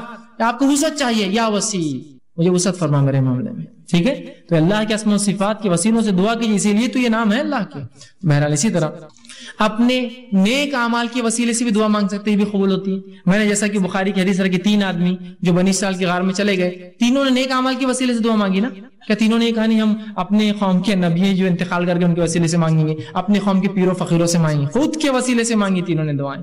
ٹھیک ہے, تو اپنے وسیلے سے, بخاری کی روایت. اسی طرح زندہ نیک آدمی سے دعا کروانا جائز ہے. کوئی زندہ نیک آدمی بول بھی سکتے دعا کرو, اور کروانا مطلب وسیلہ لینا کہ دیکھیے آپ میرے لیے دعا کریں, اور میں نیک سمجھتا ہوں آپ کو, اور میں بھی دعا کروں گا, لیکن میں آپ کے نام آپ کے وسیلے سے دعا کروں گا اللہ سے. اس طرح سے اگر آپ اجازت لے اور وہ بھی دعا کرے اور آپ بھی دعا کرے, دعا قبول ہوتی ہے. یہ بھی جائز ہے. لیکن یہ ہر بار کا معمول مت بنا کہ اللہ اس کے بغیر قبول ہی نہیں کرتا وسیلے پر. امت نے اتنی حدیث لے لی اور بس ہر چیز کو نہیں ان کے ذریعے اور ان کے ذریعے نہیں. یہ تو کچھ کئی چیزوں میں سے ایک سبب ہے کہ آپ کسی کو نیک سمجھتے ہیں تو اس کو مسئلہ بتائیے, خود بھی دعا کرے, یہ نہیں کہ آپ بری ہو گئے نہیں انہوں کر رہے دعا, وہ بھی دعا کرے, تو یہ بھی جائز ہے, ایسا کروایا جا سکتا ہے. ٹھیک. اسی طرح وہ کام جو دعا کے اندر منع ہے, بس یہ آخری بات ہے, دعا میں اشعار پڑھنا اور پرتکلف الفاظ استعمال کرنا منع ہے. اشعار, شعر شاعری, مطلب بالکل طرز میں دعا پڑھتے نا, فلاں فلاں فلاں فلاں فلاں چلتے رہتا. کچھ لوگوں کا بالکل ایک ٹیپ چلتا ہو, شاعری اور فلاں اور فارسی شاعری کے اندر دعا کرنا, اور پرتکلف الفاظ, بہت ہی تکلف, ایسے الفاظ کی پیچھے والے خالی دیکھ رہے ایک دوسرے کو کیا کر رہا بول کری, یہ دعا ہے اس کی, پرتکلف الفاظ. ٹھیک, یہ درست نہیں. بخاری کی روایت ہے. اسی طرح ابن ماجہ کی روایت ہے, آپ صلی اللہ علیہ وسلم فرمایا کہ دعا میں غیر ضروری باتیں کرنا منع ہے. غیر ضروری باتیں کہ جنت ہونا, یہ ہونا, اس میں فلاں ہونا, بس جنت کا سوال کیجیے, جہنم سے نجات کا سوال. اسی طرح اپنے گناہوں کی جو ہے دنیا میں سزا مانگنے کی دعا کرنا یہ منع ہے کہ آپ اللہ سے ایسی دعا کریں. صحیح مسلم کی روایت, ایک صحابی نے ایک دعا کی, اللہ میرے گناہوں کی سزا مجھے دنیا میں دے دے, اور وہ بیمار پڑ گیا. آپ صلی اللہ علیہ وسلم ان کی عیادت ہوئے, کہا تو نے کیا کیا ایسا؟ تو کہا اللہ کے رسول میں نے ایک دعا کی, اللہ میرے گناہوں کی سزا دنیا میں دے. تو کہا کیا تیرے میں اتنی طاقت ہے جو دنیا میں گناہ کی سزا تو بھگت سکے؟ کہا تو نے یہ دعا کرنا تھا, ربنا آتنا فی الدنیا حسنۃ, اللہ دنیا بھی آسان کر, وفی الآخرۃ حسنۃ, آخرت بھی آسان کر, وقنا عذاب النار, آگ کے عذاب سے بچا. کہ انہوں نے ایسی غلط دعا کی کہ ان کو بخار چڑھ گیا تھا, اللہ نے قبول کی, ان کو اس کی بدلہ مل رہا تھا, تو پھر انہوں نے دعا کی, بخار چلا گیا. تو اپنے لیے دنیا میں میرے کو دے دے بول کر نہیں کرنا چاہیے. اللہ ہو گئے مجھ سے گناہ معاف کر, نہیں اللہ میرے کو سزا دے, دنیا میں جتنے میں نے کیے کہاں سے بھگت سکیں, کئی زندگیوں میں لائیں گے تو نہیں بھگت سکتے ہم. ٹھیک ہے, تو معافی طلب کیجیے, یہ سب سے طریقہ. اسی طرح ابو داؤد کی روایت ہے, اپنے لیے, اپنی اولاد کے لیے, اپنے جو ہے خادموں کے لیے اور اپنے مال کے لیے بددعا کرنا منع ہے. اپنے لیے, اپنے بیوی بچوں کو بددعا دے رہے, آپ اپنے مال کو برا بھلا کر رہے, اپنے غلاموں کو برا بھلا کر رہے, بددعا دے رہے, منع ہے. اس سے آپ سے ابو داؤد کی روایت میں روکا. اسی طرح بخاری کی روایت ہے, موت کی دعا کرنا درست نہیں ہے. آپ یہ دعا کر سکتے ہیں اللہ اگر موت میرے لیے بہتر ہے تو موت دے، زندگی بہتر ہے تو زندگی دے، لیکن آپ یہ نہیں کہتے اللہ مجھے موت دے دے۔ بہت سی عورتیں ہوتی ہیں کچھ ہوا نہیں ہوا، اے اللہ اٹھا تو بھی لے میرے کو، اے اللہ اٹھا تو بھی لے میرے کو، بس ہر تھوڑی دیر کو اٹھا تو بھی لے میرے کو۔ مطلب آپ موت کی نہیں کر سکتے، یہ دعا نہیں کرنا چاہیے، ٹھیک۔ اسی طرح ہوتا ہے بہت سی بار انجانے جانے میں لوگ بددعائیں دیتے ہیں، جیسا اولاد کو نہیں دینا چاہیے، بچوں کو نہیں دینا چاہیے، اس لیے کہ آپ صلی اللہ علیہ وسلم نے فرمایا، وہ جو حدیث تھی پہلی میں پھر دوہرا دیتا ہوں، اولاد، اپنے خادم، غلاموں کو، بچوں کو بددعا نہیں دینا۔ آپ نے فرمایا، دیکھیے کیا فرماتے ہیں، اپنی جانوں، خود کو، اپنی اولاد، اپنے خادموں اور اپنے مالوں کے لیے بددعا نہ کرو کہ تمہاری زبان سے ایسے وقت کوئی بددعا کے کلمات نہ نکل جائے جس وقت اللہ اسے قبول کر لے۔ تو عورتیں بھی ہوتی بہت سی بار بددعائیں دیتی بچوں کو، ناس پیٹا ہے، یہ تو میرا فلاں ہے، یہ تو ایسے ہے، بددعائیں مت، اس کو کبھی اپنا عام معمول میں بنائیے۔ اچھے لوگ، انبیاء، صلحاء کبھی بددعائیں نہیں دیتے، ورنہ ہمارے پاس تو ایک معمول ہو گیا نا، بچوں کو مائیں بددعا دیتی، کچھ بھی بددعائیں دے رہی کہ تم ایسے ہو جاؤ، تنگ کر دیے، ویتاق لا دیے، میرے کو فلاں ہو جائے، تمہارا تو بیڑا غرق ہو، اللہ نے قبول کر لیا تو، اور پھر وہی مائیں پھر دعائیں کریں گی، اللہ اس کا بیڑا غرق کیوں ہو رہا ہے، پھر آپ نے تو بددعا دی تھی۔ خامخواہ اچھے الفاظ، برے الفاظ مت نکالیے، ٹھیک۔ اسی طرح موت کی دعا کرنا منع ہے، اسی طرح خطا رحمی اور گناہ کی دعا کرنا منع ہے، اور اسی طرح عجلت طلبی سے دعا کرنا آپ سے منع کیا، صحیح مسلم کی روایت۔ اسی طرح صحیح بخاری کی روایت، دعا مانگتے ہوئے اللہ کے ساتھ کسی نبی یا ولی یا بزرگ کے تھرو وہ کرنا کہ ان کے ذریعے ہوتا ہے، یہ شرک ہے۔ آپ صلی اللہ علیہ وسلم فرمایا اور کہا، بخاری کی روایت ہے، اور فرمایا جو شخص اس حالت میں مرا کہ دعا اللہ کے سوا دوسروں کو شریک ٹھہراتا تھا وہ جہنم میں جائیں گا۔ کتاب کہتے ہیں، اے فلاں کے تم فلاں کر سکتے ہو، تمہارے ذریعے سے شریک کر رہے ہیں آپ اللہ کے ساتھ، مطلب یہ بھی اتنا ہولڈ رکھتے ہیں کہ اللہ کو منوا سکتے ہیں، شرک کر رہے ہیں آپ اس کا، تو یہ نہیں ہوں گی۔ اسی طرح اصل میں فرمایا غیر اللہ سے دعا مانگنا سب سے بڑی گمراہی، یاد رکھیے۔ اللہ کے علاوہ ہم دوسروں سے جو دعائیں کرتے ہیں یہ بہت بڑی گمراہی، یاد رکھیے۔ دعا مانگتے وقت جو ہے ہمیں صرف اللہ سے مانگنا چاہیے، اور جو میں نے آیت آپ کے سامنے رکھی تھی، اور بہر قرآن میں اللہ رب العزت نے سورہ مائدہ آیت میں 46 سے فرمایا کہ غیر اللہ سے جو مدد مانگتے ہیں، دعائیں کرتے ہیں، وہ بڑا شرک ہے۔ اللہ نے فرمایا ومن اضل ممن يدعو من دون الله من لا يستجيب له الى يوم القيامه وهم عن دعائهم غافلون۔ دیکھیے کیا فرمایا اللہ، اس شخص سے زیادہ گمراہ کون ہو سکتا ہے جو اللہ کو چھوڑ کر ان کو پکارے جو قیامت تک جواب نہیں دے سکتے، بلکہ اس سے بھی بے خبر ہے کہ ان کو اللہ کے ساتھ شریک ٹھہرایا جا رہا ہے، ان کو پکارا جا رہا ہے۔ آج انہیں سے مانگتے ہیں نا جو سن بھی نہیں سکتے ہماری بات، بے خبر ہے ہماری باتوں سے، کہاں جا کے مانگ رہے ہیں آپ، جو سن بھی نہیں سکتا، اس کو پتہ بھی نہیں چلے قیامت دن میرے کو شریک کر دیا تھا اس نے اللہ کے ساتھ، ٹھیک ہے، تو یہ دعا مانگنا حرام ہے۔ اسی طرح جو ہے اللہ رب العزت نے دعاؤں کے تعلق سے قرآن نے بڑی وہ ترغیب دلائی، اور اللہ کے علاوہ دعا مانگنا بہت سخت گناہ بتایا۔ 2-3 آیتیں رکھ کے بات ختم کرتا ہے۔ اللہ رب العزت قرآن میں فرماتا ہے، اور یوں کہتا ہے اللہ رب العزت نے فرمایا، یا ایھا الناس ضرب مثل فاستمعوا له، اے لوگو غور سے سنو، اے انسانوں غور سے سنو، اللہ تمہارے لیے ایک مثال دیتا ہے، ایک مثال دے رہا ہے۔ کیا مثال سنی؟ ان الذین تدعون من دون اللہ لن یخلقون ذبابا ولو اجتمعوا له، کہ وہ لوگ جن کو تم اللہ کے علاوہ پکارتے ہو وہ ایک مکھی بھی پیدا نہیں کر سکتے، جو پیدا نہیں کر سکتا وہ سن بھی نہیں سکتا، وہ ایک مکھی بھی پیدا نہیں کر سکتے، اور مکھی پیدا کرنا تو دور، اگر مکھی ان کے سامنے سے کچھ لے کر اڑ جائے تو اس سے واپس چھیننے کی طاقت بھی نہیں رکھتے۔ بڑے کمزور ہے جو ایسوں سے مانگتے ہیں، اور بڑے کمزور ہے جو لوگ مانگنے والے ہیں۔ کتنا کمزور ہے نا، آپ کس سے مانگ رہے ہیں؟ جس کے سامنے چڑھاوے رکھے ہوئے ہیں، ایک مکھی لے جائے تو اٹھا کے مار بھی نہیں سکتا ہو، آپ اس سے مانگتے ہو جو مکھی پیدا نہ کر سکے، اس سے دعائیں کرتے ہو، جبکہ وہ مکھی اڑانے کی طاقت بھی نہیں رکھتا جو شخص، وہ خود غافل ہے آپ کی ان دعاؤں سے۔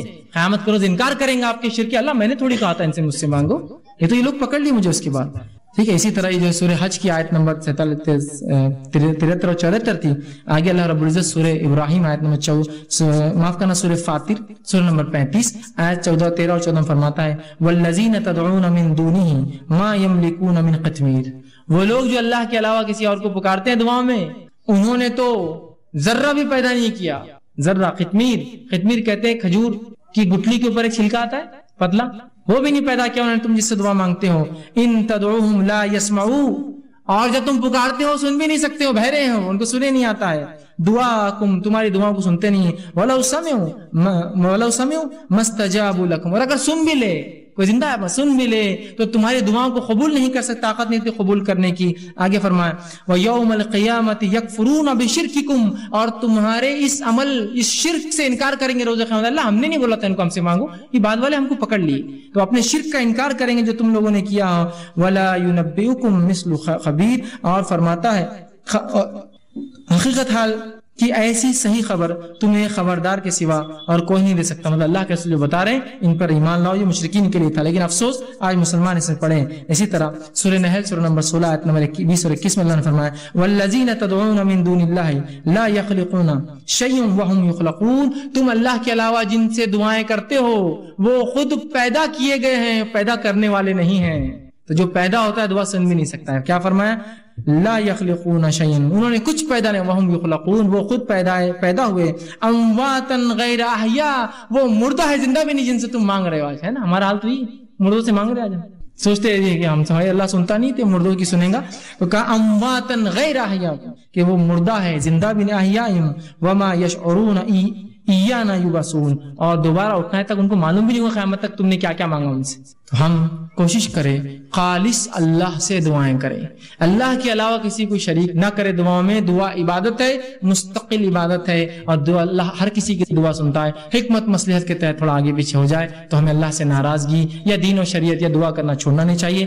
دعا بڑا افضل عمل ہے. یہ مومن کا ہر مصیبت پریشانی دنیا کی ہر تکلیف اور مسائل کے خلاف بہترین ہتھیار ہے. کوشش کے ساتھ ہمیں چاہیے کہ ہر بار اللہ سے ہم دعا کریں، خوب دعائیں کرے کہ کم از کم قبول اگر ظاہری نہ ہو تو آخرت میں باطنی اجر اس کا ضرور انشاءاللہ ملیں گا. اسی پر اپنی بات ختم کرتا ہوں. اللہ رب العزت سے دعا ہے کہ اللہ سبحانہ تعالیٰ ہمیں جو ہے کہنے سننے زیادہ جو عمل کی توفیق عطا فرمائے، جو کچھ کہا سنا گیا اس پہ عمل کرنے کی توفیق دے، کتاب و سنت کی صحیح فہم صحیح سمجھ ہمیں عطا فرمائے، دعاؤں کی کثرت کرنے کی اور صحیح دعائیں مانگنے کی ہمیں توفیق دے، اور اللہ رب العزت ہماری دعاؤں کو قبول کرے. وآخر دعوانا الحمدللہ رب العالمین. سبحان ربک رب العزت عما یصفون وسلام علی المرسلین والحمدللہ رب العالمین.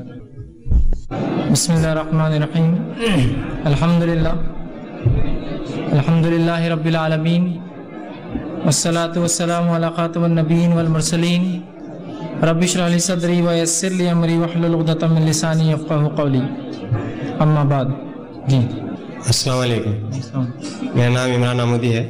میرا سوال پہلے جو صابر صاحب نے جو درس دیا اس پہ ہے کہ انہوں نے کہا کہ جو سوال جواب آمنے سامنے ہوں گے، اللہ کے روبرو کھڑے رہ کے ہوں گے، تو اس میں کوئی پردہ نہیں ہوگا. جبکہ جب میرے معلومات میں یہ تھا کہ اللہ کا دیدار صرف جنت ہی کرے گا، تو اس کے بارے میں تھوڑی بتا چاہتا ہوں. میں نے ایک سوال کیا تھا پچھلے عنوان کے تعلق سے کہ اللہ رب العزت کا دیدار سوال آمنے سامنے ہوگا، لیکن انہوں نے کہا کہ میں نے پڑھا کہ اللہ کا دیدار تو صرف مومن کریں گے. تو دیکھیے وہ اسی معنی میں کہ دیدار صرف مومن کریں گے، لیکن ہر بار آمنے سامنے ہونے سے مراد نہیں کہ ظاہر ہو اللہ رب العزت ان پر. بات سمجھ رہے ہیں آپ؟ ایسا مثال کے طور پر میں کسی خاتون سے بات کروں ہم آمنے سامنے، لیکن کیا میں اس کا دیدار کر سکتا ہوں؟ اگر غیر محرم ہو تو پردے میں ہوتی ہو، حالانکہ آمنے سامنے ہے، بات چیت ہو رہی ہے، لیکن وہ پردہ جو ہے وہ آڑ بن گیا ہمارے لیے. سمجھے آپ بات کو؟ تو آمنے سامنے سے مراد اللہ رب العزت کے وہ سامنے حاضر ہوں گے، لیکن وہ اللہ کو دیکھ نہیں پائیں گے. تو ہر بار کسی چیز کے سامنے حاضر ہونے کا مراد اس کو دیکھنے میں بھی نہیں. ایسا مثال کے طور پر آپ کسی کے سامنے حاضر ہوئے انٹرویو دیا، لیکن وہ شخص انٹرویو لینے والا آپ کے سامنے نہیں تھا، وہ آپ کو کہیں اور سے بیٹھ کر دیکھ رہا تھا. ٹھیک ہے، تو اسی معنی میں ہے کہ حاضر ہوں گے مطلب اللہ کے سامنے جائیں گے. اس کا معنی ضروری نہیں کہ اللہ کو دیکھیں گے، اور صرف مومن ہی ہوں گے جو روز قیامت اللہ رب العزت کا دیدار کریں گے. ٹھیک، بعد میں اس کا ادراک نہیں کریں گے، صرف دیدار کریں گے. جس طرح سے 14ویں کے چاند کو ہم دیکھتے ہیں، اسی طرح اللہ کے رسول صلی اللہ علیہ وسلم فرمائے کہ ہم جو اللہ رب العزت کو 14ویں کے چاند کی طرح دیکھ سکتے ہیں. ٹھیک، اسی معنی میں.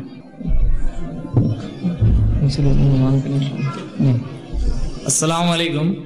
فیض بھائی میرا سوال پہلے عنوان پہ ہے کہ جس میں دعا کے تعلق سے جو انہوں نے فرمایا تھا کہ صابر محمدی جی نے کہ علم کا حاصل کرنا بہت ہی یہ ہے، اور ماشاءاللہ ہم دیکھ رہے ہیں کہ بہت سارے لوگ علم حاصل کر رہے ہیں، مگر کیا صرف علم سیکھنے کے بعد میں اس پہ عمل نہیں کیا تو اس کے کیا یہ ہوں گے؟ جیسا کہ علامہ اقبال نے فرمایا مسجدیں بنا لی ایمان کی حرارت میں، دل اپنا پرانا پاپی کبھی نمازی نہ بن سکتا. تو اس کی ذرا وضاحت کے تعلق سے آپ پوچھنا چاہ رہے ہیں؟ جی علم حاصل کر لیا پر اس پہ عمل نہیں کیا. میں نے ایک سوال ہے کہ پچھلے عنوان کے تعلق سے کہ انسان نے علم حاصل کیا عمل نہ کیا، تو اس تعلق سے دیکھیے اس کا معنی یہ کہ انسان ہرگز معنی یہ نہیں ہے کہ انسان اب اس بات کو سن کے علم حاصل نہ کرے، اس لیے کہ حاصل کریں گے تو پوچھوں گی. بہت سے لوگ ایسے ہوتے ہیں. جب میں کالج میں تھا ایک بچے کو ایک بار وہ گانا گا رہا تھا، میں نے اسے کہا گانا گانا درست نہیں، تو اس نے کان میں ہاتھ ڈالی، کہا سنے تو عمل کرنا پڑے گا نا. میں سنا نہیں ابھی وہ. ہرگز یہ معنی نہیں ہے کہ علم حاصل کرے تو عمل کرنا پڑے گا، بلکہ معنی یہ کہ علم حاصل کرو، علم حاصل کرنا ہے، اور پھر جتنا علم حاصل کریں گے اس کے مطابق عمل کرنے کی کوشش کرنا ہے. اس لیے کہ مکمل طور سے کوئی بھی انسان عمل کر نہیں پائے گا، مکمل طور سے کوئی انسان 100% مسلمان نہیں بن سکتا. ہم مکمل اپنی زندگی کے خاتمے تک اسلام پر عمل کرنے کی کوشش ہی کرتے رہیں گے اور چلے جائیں گے دنیا سے. سمجھ رہے ہیں بات کو؟ تو لہٰذا اس کا معنی یہ کہ علم خوب حاصل کرو تاکہ شرک، بدعت، خرافات، برائی سے بچو، اور اس کے بعد جتنا علم حاصل کیا کوشش کرو کہ جتنا ہو سکتا اس پر عمل کو، خطا انشاءاللہ معاف ہو جائیں گے. کسی نے ایک سوال کیا کہ میرا سوال یہ ہے کہ میں نے اپنی زندگی میں کچھ ایسے مسئلے تھے جس کی بنا پر زنا کیا، لیکن میں ابھی وہ چیز کرنے کے بعد بہت زیادہ پریشان ہوں اور اللہ تعالیٰ سے دعا جو ہے کرتا ہوں وہ مجھے معاف کر دے. کیا ایسی دعا قبول ہوگی؟ سب سے پہلی چیز تو دیکھیے، اگر کسی بھی شخص نے کتنا بھی بڑا جرم کیا ہو زندگی میں، کتنا بھی بڑا جرم، کتنا بھی بڑا گناہ، حتیٰ کہ رب کے ساتھ شرک بھی کیا ہو، اگر سچے دل سے دو معافی مانگے گا انشاءاللہ اس کی توبہ اللہ قبول کرے گا. میرا باپ چونکہ آج عنوان توبہ نہیں ہے، استغفار اور توبہ، لیکن کوئی بھی گناہ کتنا ہی سنگین کیوں نہ ہو، چاہے اس نے زنا کیا ہو، انشاءاللہ اللہ معاف کریں گے. لیکن میں ہرگز دعوت نہیں دے رہا ہوں کہ آپ گناہ کیجئے، اللہ معاف کرنے والا ہے. اس بات کو بالکل واضح ہو آپ کے ذہن میں. گناہ اگر کسی سے ہو گیا، ایسا وہ کہہ رہے کہ مجبوری میں کسی سے گناہ ہوا، زنا والا عمل، تو یاد رکھیے. لیکن اب زندگی میں اگر اس نے سچی توبہ کیے تو اللہ رب العزت سچی توبہ کو بڑا پسند کرتا ہے، اور اتنا پسند کرتا ہے، سچی توبہ کو اتنا پسند کرتا ہے کہ صحیح مسلم کی روایت کے، صحیح حدیث مسلم کی روایت کے مطابق آپ صلی اللہ علیہ وسلم فرماتے ہیں ایک شخص جو ہے ریگستان میں ہے اور اس کا اگر اونٹ گم جائے ساز و سامان کے ساتھ تو وہ اس شخص کتنا پریشان ہوگا، اور اگر اس کے بعد اس کا اونٹ مل جائے تو وہ کتنا خوش ہوگا. اللہ سبحانہ تعالیٰ اس سے بھی زیادہ خوش ہوتا ہے جب اس کا بندہ گناہ سے توبہ کرتا ہے. لیکن ہرگز اس کا مطلب نہیں ہے کہ آپ گناہ کیجئے. اگر ایسے کوئی گناہ آپ سے زندگی میں کبھی بھی ہوں گے، اللہ سے آپ سچے دل سے اگر توبہ کریں گے تو انشاءاللہ العزیز اللہ سبحانہ تعالیٰ معاف کریں گا. توبہ کی شرائط 3 ہیں. ایک، سب سے پہلے دل میں نادم ہو. دوسرا، اللہ سے توبہ کرے. تیسرا، وہ عمل کو کبھی نہ کرے. اور اگر انسانوں کا معاملہ ہو تو چوتھا، اس انسان سے معافی مانگے. تو اگر یہ معاملہ اللہ کے ساتھ ہے آپ کا تو آپ اللہ سے توبہ کرے، آئندہ یہ عمل نہ ہونے دے. اور اس کے بعد جس شخص کے ساتھ یہ عمل ہوا اگر اسے معافی مانگنا مناسب ہے تو ٹھیک ہے، نہ تو بہرحال اس میں کوئی حرج نہیں ہے. لیکن چونکہ وہ بھی گناہ گار ہے اس معاملے میں، ٹھیک. لیکن اگر بہرحال اب وہ معاملہ ہو چکا ہے، اگر اس سے معافی مانگنے سے معاملہ اور بڑھ سکتا ہے تو پھر مت کیجیے، اس لیے کہ پھر اس طرف آپ جائیں گے، ٹھیک. تو لہٰذا آپ اللہ سے معافی مانگیں انشاءاللہ عزیز. اللہ تعالیٰ آپ کی یہ دعا، چونکہ مغفرت کی دعا یہ بھی بہرحال ایک دعا ہے، جو توبہ ہم کرتے ہیں دعا ہے، اللہ اس کو قبول کرتا ہے. اس میں ایک دعا تھی اور لکھا تھا کہ یہ دعا 10 لوگوں کو بھیجو تو آپ کی مصیبت دور ہو جائیں گی، 6 لوگوں کو بھیجو تو دعا قبول ہوگی. کیا یہ صحیح ہے؟ اور آخر میں لکھے تھے کہ اللہ پر بھروسہ ہو تو ضرور بھیجنا. ایسے وقت میں کیا کریں؟ لوگوں کو میسج بھیجے یا نہیں؟ کسی نے اچھا سوال کیا. دعاؤں کے تعلق سے غلط فہمی یہ ہوتی ہے چونکہ لوگوں سے کروائے، کوئی بھائی اپنے لیے کرے تو قبول ہوتی ہے، تو لوگ کیا کرتے ہیں کاغذوں پر دعا یا کچھ لکھ دیتے ہیں اور بولتے ہیں اب اس کو 10 لوگوں میں بانٹو، 10 لوگوں تک پہنچاؤ، اگر ایمان والے ہو تو ضرور پہنچانا. بہت سے میسج مجھے بھی آتے اگر ایمان سچا ہے تو سب مسلمانوں کو بھیجو. میں نے کہا اتنے کروڑوں مسلمان ہیں، میں کہاں سے بھیج سکتا اکیلا آدمی؟ سب کو بھیجو. ایمان ہے تو شرط بھی لگا دی انہوں نے، طے کر لیا. نہیں ہے تو مطلب نہیں بھیجے مطلب ایمان نہیں. پھر اس پہ 10 لوگوں کو بھیجو تو دعا پوری ہو جائیں گی، 6 لوگوں کو بھیجو تو فلاں ہو جائیں گا.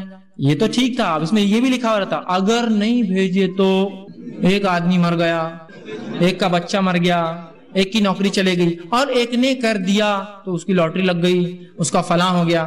دیکھیے یہ سب فالتو باتیں ہیں، اس کی شریعت میں کوئی حیثیت نہیں. اپنی دعا آپ کیجیے. ایسے کوئی میسج بھیجنے سے یا لکھ کر دینے سے یہ ہو سکتا ہے میسج موبائل کمپنیاں اور کسی زمانے میں زیروکس کمپنیوں کا چال ہوں گی کہ بھائی زیروکس لوگ زیادہ بانٹے، میسج کرے تو بھیج دیا ایک میسج لا الہ الا اللہ بھیجو، کتنے لوگوں کو دو کتنا ثواب ملیں گے. بھیجتے لوگ لا الہ الا اللہ، اس کو میسج کرتے لوگ کتنا ثواب ملیں گے. یہ کون سا طریقہ ہے ثواب حاصل کرنے میں؟ کچھ سمجھ میں نہیں آ رہا. ایسا تو راستے پہ کھڑے ہو جا، ناکہ بندی کر دو، چلو لا الہ الا اللہ، نکلو باہر، لا الہ الا اللہ نکلو. کتنا ثواب مل رہا، کتنا ثواب ملیں گے؟ ہر دن اپنے محلوں کو روک دو، ہر مسلمان آنے کو لا الہ پڑھو، آگے جاؤ چلو لا الہ پڑھ دو، کتنا ثواب ملیں گے؟ کوئی لاجک ہے اس کے پیچھے؟ مطلب کوئی سمجھ میں نہیں آ رہا یہ چیز کیا ہے. تو بہرحال یہ بے بنیاد چیزیں ہوتی ہے، اس کی کوئی حقیقت نہیں ہے، نہ ہی اس کو فارورڈ کرے. اور بچہ مر گیا، یہ سب فالتو بات ہے، صرف آپ کو ڈرایا جا رہا ہے. اور لگا بھی تو کیا لگتا ہے، سب کی لاٹریاں لگتی ہے، حرام چیزیں لگتی ہے. ایک نے کیا اس کی لاکھ کی لاٹری حرام چیزیں لگی بھی تو حلال نہیں ملا اسے کچھ. ٹھیک ہے. تو بہرحال یہ بے بنیاد ہے. ایسے چیزوں کو لے کر آپ کہے آپ بہت ایمان والے بولنا، آپ کے پاس ہی رکھیے، اتنا ایمان ہمارا نہیں بولنا، آپ ہی بانٹ دیجیے. کہ تو وہاں لکھا ہوا میں نے بھی دیکھا ہے، اللہ پہ بھروسہ ہے تو ضرور بھیجنا، مسلمان ہے تو ضرور بھیجنا، نبی سے محبت ہے تو ضرور بھیجنا، عاشق رسول ہے تو ضرور بھیجنا. یہ شرائط کا کے لیے. اور کیوں میں آپ کے سامنے اظہار کروں میری محبت کا؟ کوئی ضروری آپ کے سامنے بتانا میں کتنا اپنے نبی سے محبت کرتا ہوں؟ ٹھیک ہے، تو بہرحال یہ بے بنیاد چیزیں ہوتی ہے، اس کو آپ ذہن سے چھوڑیں اور ایسے میسج کو ڈیلیٹ کر دیں، اس کا کوئی حقیقت نہیں ہوتی، یاد رکھیے۔ جی السلام علیکم فیض بھائی، آج کل جو ہے تو ایک عام بات ہو گئی ہے کہ ایک دوسرے سے جب ملاقات کرتے ہیں جاتے وقت کہتے ہیں کہ دعا میں یاد رکھنا، اس طرح کہنا درست ہے؟ بھائی نے سوال کیا کہ اکثر لوگ جب ملتے ہیں تو ایک دوسرے سے کہتے ہیں دعا میں یاد رکھنا، تو کیا درست ہے؟ تو دیکھیے یہ بھی ایک سنت طریقہ ہے کہ کسی کو آپ ملے یا کوئی حج کو جا رہا، عمرے کو جا رہا، یا کوئی عام آدمی ملے تو آپ یہ کہہ سکتے ہیں کہ مجھے دعا میں یاد رکھنا، اس میں انشاءاللہ کوئی حرج نہیں کہ کوئی انسان کسی دوسرے شخص کو یہ کہے کہ مجھے دعا میں یاد رکھو۔ جیسے کہ آپ صلی اللہ علیہ وسلم نے فرمایا عمر ابن خطاب رضی اللہ عنہ سے، اور وہ حدیث کے راوی کو کہتے ہیں کہ آپ نے فرمایا کہ اللہ کے بندوں میں ایک بندہ ہے جو قرن قبیلے کا ہے، صحیح بخاری کی روایت ہے، اگر وہ اللہ کے نام پہ وہ قسم اٹھا لے تو اللہ اس کی قسم پوری کر دیتا ہے، اس کی بات سن لیتا ہے۔ اگر تمہیں ملے تو ضرور اسے دعا کروانا۔ جیسے پتا چلا آپ لوگوں سے دعائیں کروا سکتے ہیں، ٹھیک ہے، اگر تمہیں دعا کرانا۔ عمر ابن خطاب رضی اللہ عنہ کے دور میں وہ آئے جن کا نام اویس تھا، قرن قبیلے کا، اویس قرنی، بہرحال ان کے بارے میں بہت سی غلط فلط ایسی ویسی باتیں ہیں، حقیقت یہ ہے بس اتنا ہی واقعہ آتا صحیح بخاری میں ان کے تعلق سے۔ تو جب وہ ملے آپ عمر ابن خطاب رضی اللہ عنہ کو، تو آپ نے ان سے ملے اور کہا کہ مجھے دعا میں یاد رکھنا، اس لیے کہ آپ صلی اللہ علیہ وسلم آپ کے بارے میں یہ کہا تھا، ٹھیک ہے بات سمجھ؟ تو آپ اس معاملے سے یا بہت سی اور بھی روایت میں جہاں آپ نے خود دوسرے صحابہ سے کہا، تو اس سے ہم سمجھ سکتے ہیں کہ آپ کسی نیک متقی آدمی کو ملے تو کہہ سکتے ہیں دعا میں یاد رکھو، انشاءاللہ اس میں کوئی برائی نہیں ہے اور کوئی قباحت والا معاملہ نہیں۔ اس نے ایک سوال کیا، دعا ختم ہونے کے بعد بہت سارے لوگ کہتے ہیں کہ میرے نبی کے صدقے سے اس کی دعا کو قبول کر، کیا یہ کہنا درست ہے یا غلط؟ آپ صلی اللہ علیہ وسلم کا وسیلہ مانگنا چاہیے یا نہیں، مانگنا ہے یا نہیں؟ بڑا اچھا سوال کیا جس نے بھی کیا۔ پہلی چیز تو یہ، بہت سے لوگ اپنی دعا کے خاتمے میں اے اللہ اس دعا کو نبی کے صدقے، وسیلے، طفیل، واسطے اور پتہ نہیں کیا کیا اس کے الفاظ ہوتے ہیں اس سے قبول کر، تو کیا یہ درست ہے؟ تو یاد رکھیے جب تک نبی اکرم صلی اللہ علیہ وسلم حیات تھے، زندہ تھے دنیا میں، تب تک آپ کے وسیلے سے دعا کرنا درست تھا، اور وہ بھی ان 4 شرائطوں کے ساتھ، زندہ ہو، متقی ہو تو ظاہر سی بات اللہ کے رسول ہے تو نبی ہے تو متقی کا مسئلہ نہیں، زندہ ہونا شرط ہے، اس کے بعد وہ بھی دعا کرے اور آپ بھی دعا کرو۔ حدیث میں الفاظ ہے، صحیح مسلم کی روایت ہے، آپ صلی اللہ علیہ وسلم کا ایک صحابی آئے، کہا اللہ کے رسول میں نابینا ہوں، آپ دعا کیجئے میرے بینائی کے لیے۔ آپ صلی اللہ علیہ وسلم فرمایا اگر تو اس برداشت کرے، صبر کرے تو بہتر ہے، کہا نہیں دعا کیجئے۔ آپ نے کہا ٹھیک ہے، گھر جا 2 رکعت نماز پڑھ، نماز کا یہ دعا کر کہ اللہ میں تیرے نبی کے وسیلے سے تجھ سے دعا کرتا ہوں کہ میری بینائی واپس دے۔ اور آپ صلی اللہ علیہ وسلم نے بھی دعا کی، انہوں نے گھر جا کے دعا کی تو ان کی بینائی واپس لوٹ آئی۔ لیکن اس حدیث میں جو باتیں بھی کیا ہے، آپ صلی اللہ علیہ وسلم کو مسئلہ معلوم تھا، آپ نے بھی دعا کی اور اس شخص نے بھی دعا کی۔ یہاں یہ تھوڑی ہے کہ بس آپ نے نبی صلی اللہ علیہ وسلم کے وسیلے سے دعا، نبی صلی اللہ علیہ وسلم کو معلوم ہے کہ ہم ان کے وسیلے سے دعا کر رہے ہیں، ابھی ایک شرط پوری نہیں ہو رہی، یاد رکھیے۔ دوسرا آپ حیات بھی نہیں تو وہ شرط بھی پوری نہیں ہو رہی، نہ آپ کو پتا ہے نہ آپ حیات ہے، اور ظاہر سی بات اللہ کے علاوہ کوئی عالم الغیب نہیں ہے جو سن سکے، ٹھیک ہے بات سمجھ رہے؟ تو لہٰذا اپنی دعاؤں کے آخر میں یہ کہنا کہ نبی کے وسیلے سے، آپ صلی اللہ علیہ وسلم جب تک حیات تھے صحابہ نے آپ کے وسیلے سے دعا کی، کروائی بھی، لیکن آپ کی وفات کے بعد کا ایک واقعہ سناتا ہوں۔ عمر ابن خطاب رضی اللہ عنہ کے دور میں قحط سالی ہوئی، اس کے اندر ہوا یوں کہ آپ صلی اللہ علیہ وسلم تو حیات نہیں تھے، قحط سالی ہوئی، سوکھا پڑا، تو عباس رضی اللہ عنہ کو بلایا گیا، وہ آئے، عمر ابن خطاب نماز استسقاء کا اعلان کیا، لوگ باہر گئے، نماز ہوئی، نماز کے بعد عمر ابن خطاب نے سنی کیا الفاظ کہے، عباس رضی اللہ عنہ کو کھڑا کیا اور کہا اے اللہ، جب تیرا نبی ہم میں زندہ تھا ہم اس کے وسیلے سے بارش کے لیے تجھ سے دعا کرتے تو خوب بارش برساتا، آج تیرا نبی ہم میں موجود نہیں ہے، لہٰذا میں اس کے چچا عباس کے وسیلے سے تجھ سے دعا کرتا ہوں، ہماری دعا کو قبول کر، اور خوب بارش ہوئی۔ پتہ کیا چلا اس سے؟ نبی حیات تھے تو ان کے وسیلے سے دعا ہو رہی تھی، جانے کے بعد کس کے وسیلے سے ہوئی؟ جو زندہ متقی انسان تھے، عباس ان کے چچا۔ تو اب ہمارا یہ کہنا نبی کے وسیلے اور واسطے سے اب درست ہوگا کیا بتائیے؟ عمر ابن خطاب نے آپ کی وفات کے بعد نہیں کیا تو ہم 14 سال بعد کر سکتے ہیں کہ بتائیے؟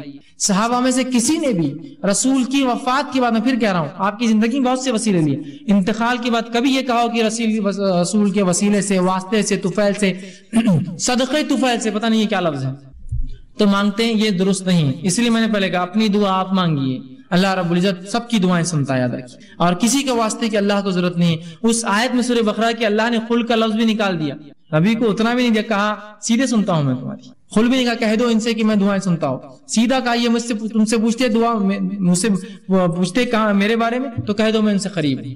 اور جس کی دعا جو مانگتا ہے میں اس کی دعا سنتا ہوں. یہ نہیں کہا کہ تم کہہ دو, ہاں لفظ ہی نہیں خل کا, جبکہ دوسری جگہ ملیں گے آپ کے لفظ. سمجھ رہے آپ بات کو؟ تو لہٰذا آپ سیدھے اللہ سے مانگتے ہیں, اللہ سیدھے دے سکتا ہے. جو صدقے یا طفیل سے یا وسیلہ جو بھی آپ کا مانگا گیا وہ آپ سے ان کی حیات اور زندگی میں تھا, اس کے بعد کبھی کسی صحابی نے یا تابعین سے یہ عمل ثابت نہیں یاد رکھے. دوسرا انہوں نے کہا کہ آپ صلی اللہ علیہ وسلم کا وسیلہ مانگنا کیسا ہے؟ تو اب وسیلہ نہیں مانگا جا سکتا, تب حیات تھے جب مانگا جا سکتا ہے, تو پھر آج کیا کرے؟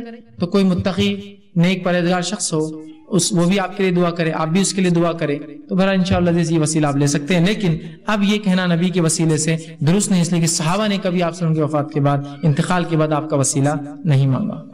السلام علیکم فیض بھائی, میرا پہلا سوال یہ ہے, آپ نے جیسے بتایا نماز میں دعا کر سکتے ہیں, فرائض میں یا انفرادی طور پر جب نماز پڑھتے ہیں, سجود میں, رکوع میں, قیام میں, تو اس میں یعنی کہ ہاتھ اٹھانا چاہیے یا نہیں؟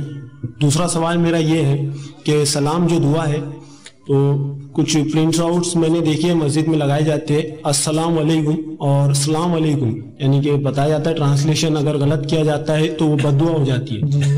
تو عام طور پر سلام علیکم جو ہے تو وہی کہا جاتا ہے, اور اگر ہم لانگ ڈسٹینس پہ ہے, کسی سے اگر سلام کرنا ہے, بائکس وغیرہ پر ہے, تو اشارے سے یعنی سر کے اشارے سے, ہاتھ سے سلام کیا جاتا ہے, تو وہ درست ہے یا نہیں؟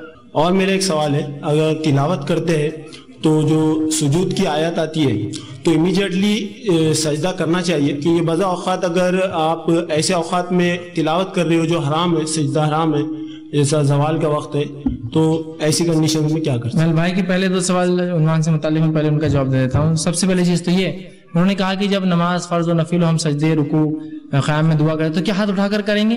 تو یاد رکھیں آپ ہاتھ اٹھا کر دعا نہیں کریں گے, سوائے اس کے کہ جب آپ قیام میں دعا کر رہے ہو یا رکوع سے اٹھنے کے بعد کر رہے ہو, ان دو صورتوں میں آپ ہاتھ اٹھا سکتے ہیں, لیکن اس کے علاوہ سجدے میں نہیں. اس کے علاوہ بہت سے لوگ سجدے میں ہاتھ اٹھانا بولتے, سجدے میں کرتے ہیں تو الٹے ہاتھ رکھتے ہیں آسمان کی طرف. ہاں سجدہ ایسا ہوتا ہی نہیں, سجدہ ایسے ہی ہوگا, ٹھیک ہے, تو سجدے میں نہیں, قاعدے میں نہیں.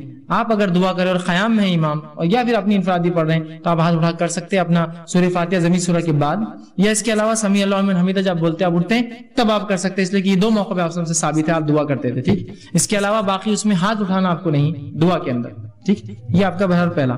دوسرا آپ نے کہا کہ سلام کے تعلق سے ہوتا ہے کہ لوگ السلام علیکم, تو مسجد میں لکھتے چونکہ سلام دعا ہے, کہ اس کے غلط معنی ہونے سے کیا کیا ہو سکتا ہے, السلام علیکم تو تم پر موت ہو, مختلف چیزیں بہرحال ہوتی ہیں, اس کا کیا ہے. تو دیکھیے سب سے پہلی چیز تو یہ, ہم کوشش کریں کہ سلام جیسا ہے ویسا بولنے کی کوشش کریں, لیکن بہت سی بار کیا ہوتا ہے وہ روانی میں چلتا ہے, السلام علیکم, مطلب وہ ایک روانی رہتی, ہر علاقے کا ایک طریقہ رہتا, مقصد اس کا سلام کرنا ہے, لیکن کوشش کرے کہ ہم پورے تلفظ الفاظ پورے ادا کریں السلام علیکم. لیکن ہوتا ہے غلطی ہوتی ہے تو ہم یہاں اس کا انٹینٹ مانا لیں گے, اس کا مقصد کیا. یقیناً کوئی آدمی کسی کو قتل کرنے کی بدعا نہیں دیتا ہے یا اس طرح سے نہیں کرتا ہے, ٹھیک. جیسے کہ آپ صلی اللہ علیہ وسلم کے دور میں کچھ یہودی تھے, جب وہ آپ صلی اللہ علیہ وسلم کے گھر سے گزرتے تو کہتے السلام علیکم تم پر موت ہو. تو عائشہ رضی اللہ عنہا تھوڑی سی جذباتی تھی, عمر میں بھی کم تھی, ایک مرتبہ جب کہا تو اٹھی اور کہا وعلیک السلام تجھ پر بھی موت ہو. آپ نے کہا عائشہ ایسا جواب نہ دو, وہ بد اخلاق ہے تو کیا ہوا, تم بد اخلاقی مت کرو ان سے, جانے دو, ٹھیک ہے. لیکن بہرحال یہاں کسی کا مسلمان کا انٹینٹ دوسرے کو وہ کرنا نہیں ہوتا, سوائے اس کے کچھ لوگ ایسے ہوتے ہیں کہ بھائی یہ یہودی مسلمان ہے, مسلمان کو یہودی کہتے ہیں, ہاں اس کو کرو والا سلام جو یہودی آپ لوگ کرتے تھے, ویسا نہیں یاد رکھیے. تو اس کا انٹینٹ دیکھا جائے گا, کوشش کرے کہ السلام علیکم آپ پورا اس کو اپنے جیسا اس کا حق ہے ویسا کوشش کرے, لیکن اس کے علاوہ بدل بھی جائے تو میں سمجھتا ہوں اس کی نیت لی جائیں گی, نہ کہ اس کا جو ہے لفظی معنی کیا ہو رہا ہے, ٹھیک. جی السلام علیکم, میرا سوال ہے یوم عرفہ کے دن جو لوگ روزہ رکھتے ہیں وہ کہاں تک صحیح ہے؟ بھائی نے سوال کیا یوم عرفہ کا روزہ, تو یوم عرفہ کا روزہ یہ سنت ہے, یاد رکھیے. آپ صلی اللہ علیہ وسلم فرمائے کہ حاجی جب عرفہ کے میدان میں جائے, یہ 9 ذی الحجہ ہوتا ہے, تو تم لوگ روزہ رکھو, ٹھیک. اور یہ روزے کی فضیلت یہ بتائی کہ یہ 2 سال کے گناہوں کا کفارہ ہے, اور ایک روزہ جو 9, 10 یا 10, 11 محرم کا ہوتا ہے اس کی فضیلت یہ بتائی کہ وہ 1 سال کے گناہوں کا کفارہ ہے. تو یہ نفل روزہ 2 سال کے گناہوں کا کفارہ ہے. کسی نے ایک سوال کیا کہ کیا قرآن پڑھنے کے بعد دعا کر سکتے ہیں؟ تو دیکھیے ہر نیکی کے بعد دعا کر سکتے ہیں آپ. تو قرآن پڑھنا نیکی عبادت ہے, تو قرآن پڑھنے کے بعد بھی دعا کر سکتے ہیں, ہر نیکی کے بعد. نماز کے بعد نیکی, روزہ پورا دن رہتے تو روزدار کی دعا قبول ہوتی, عبادت میں رہتے, حاجی حج میں جب رہتا پورے دن اس کی دعا قبول ہوتی, مجاہد, تو ہر عبادت میں جب بھی آپ ہو دعا کرنے سے دعائیں, تو قرآن بھی عبادت ہے, اس کے بعد آپ دعا کر سکتے ہیں. جی سر میرا نام سمیر ہے, I am from Bangalore, professional resolution expert. میرا ایک سمپل سا کوشچن ہے سر, کہ جو انسان شرک پہ مر گیا मुसलमान था बट शिर्क पे मर गया, तो उसके हक में हम दुआ कर सकते क्या? First question. एंड दूसरा क्वेश्चन मेरा ये है सर कि रमजान महीने में इफेक्टिवली और मतलब बड़ी तादाद में खास करके औरतें जो कुरान बख्शते हैं, I know it's wrong actually but people doesn't understand, तो इसके बारे में वजाहत करना चाहता हूँ कि सवाब जाता है उनको, इसके बारे में। पहला आपका सवाल क्या था? सर मेरा सवाल था कि जो लोग कोई बंदा मुसलमान था बट शिर्क पे मर गया, तावीज़। पहला सवाल ये कि एक शख्स जो मुसलमान था और वो शिर्क पर मर जाए तो क्या उसके लिए दुआ कर सकते हैं? ठीक, मुसलमान था वो लेकिन शिर्क करता था, मुख्तलिफ अल्लाह से दुआएं मांगना है जो भी करता था। तो पहली चीज, अगर ऐसा मुसलमान जिसके बारे में आपको यकीन हो कि वो शिर्क पर मरा, यकीन हो, तो उसके लिए फिर दुआएं मगफिरत नहीं हो सकती। इसलिए कि अल्लाह रब्बुल इज्जत ने कहा कि एक मोमिन मुसलमान के जो मोमिन को ज़ेबा नहीं है कि जो मुशरिकीन के लिए दुआ करे। आप सल्लल्लाहु अलैहि वसल्लम ने जनाजे की नमाज जो है अब्दुल्लाह जो है बिन सुलैम की जो है मुनाफिक का सरदार था पढ़ाई, अल्लाह ने कहा एक मोमिन को जायज नहीं। दूसरा जो है इब्राहिम अलैहिस्सलाम का जो वाक़या जो सही बुखारी में आता है उसमें है कि इब्राहिम अलैहिस्सलाम ने एक दुआ जो हर नबी को दी जाती है, इब्राहिम अलैहिस्सलाम ने वो दुआ इस्तेमाल नहीं की। अभी क़यामत के दिन आप सब फरमाते दुआ इस्तेमाल करेंगे और कहेंगे अल्लाह तू दुनिया में हर नबी की एक दुआ सुनता है, मेरी एक दुआ दुनिया में बाकी थी, तो अब सुन ले कि मेरे वालिद को जो है जहन्नुम में न डाल, मुझे रुस्वा मत कर लोगों के सामने। तो अल्लाह कहेंगे इब्राहिम क्या तुझे नहीं मालूम मैंने जन्नत मुशरिकीन पे हराम कर रखी है?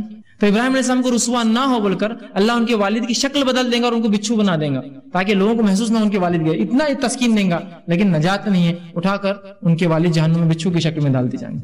तो शिर्क पर अगर मर गया हो, यकीनी आपको मालूम है, तो अलग बात है। और अगर एक मुसलमान था, आपको पता है बूढ़ा रहा, जिंदगी में शिर्क करता था, मरते वक्त लेकिन आपको हालात नहीं पता है, हो सकता है एक दिन पहले तौबा की होंगी, 2 दिन पहले की होंगी, तो इस मामले में मग़फ़िरत की दुआ करते रहिए। लेकिन जिस पर यकीन है 100% कि ये शिर्क पर मरा और मरते वक्त भी अल्लाह को छोड़कर दूसरों को या बोलकर चिल्लाता रहा, तो बहरहाल फिर इस मामले में इस आदमी की आप वो नहीं करेंगे। दूसरा सवाल ये था कि जो रमजान में औरतें कुरान पढ़कर बख्शती है तो क्या ये कुरान बख्शा जाता है? तो याद रखिए कुरान एक ऐसी इबादत है जिसको इंसान को अपनी जिंदगी में जाती तौर से करना होगा, ये बख्शा नहीं जाता है, ईसाल और ट्रांसफर नहीं किया जा सकता।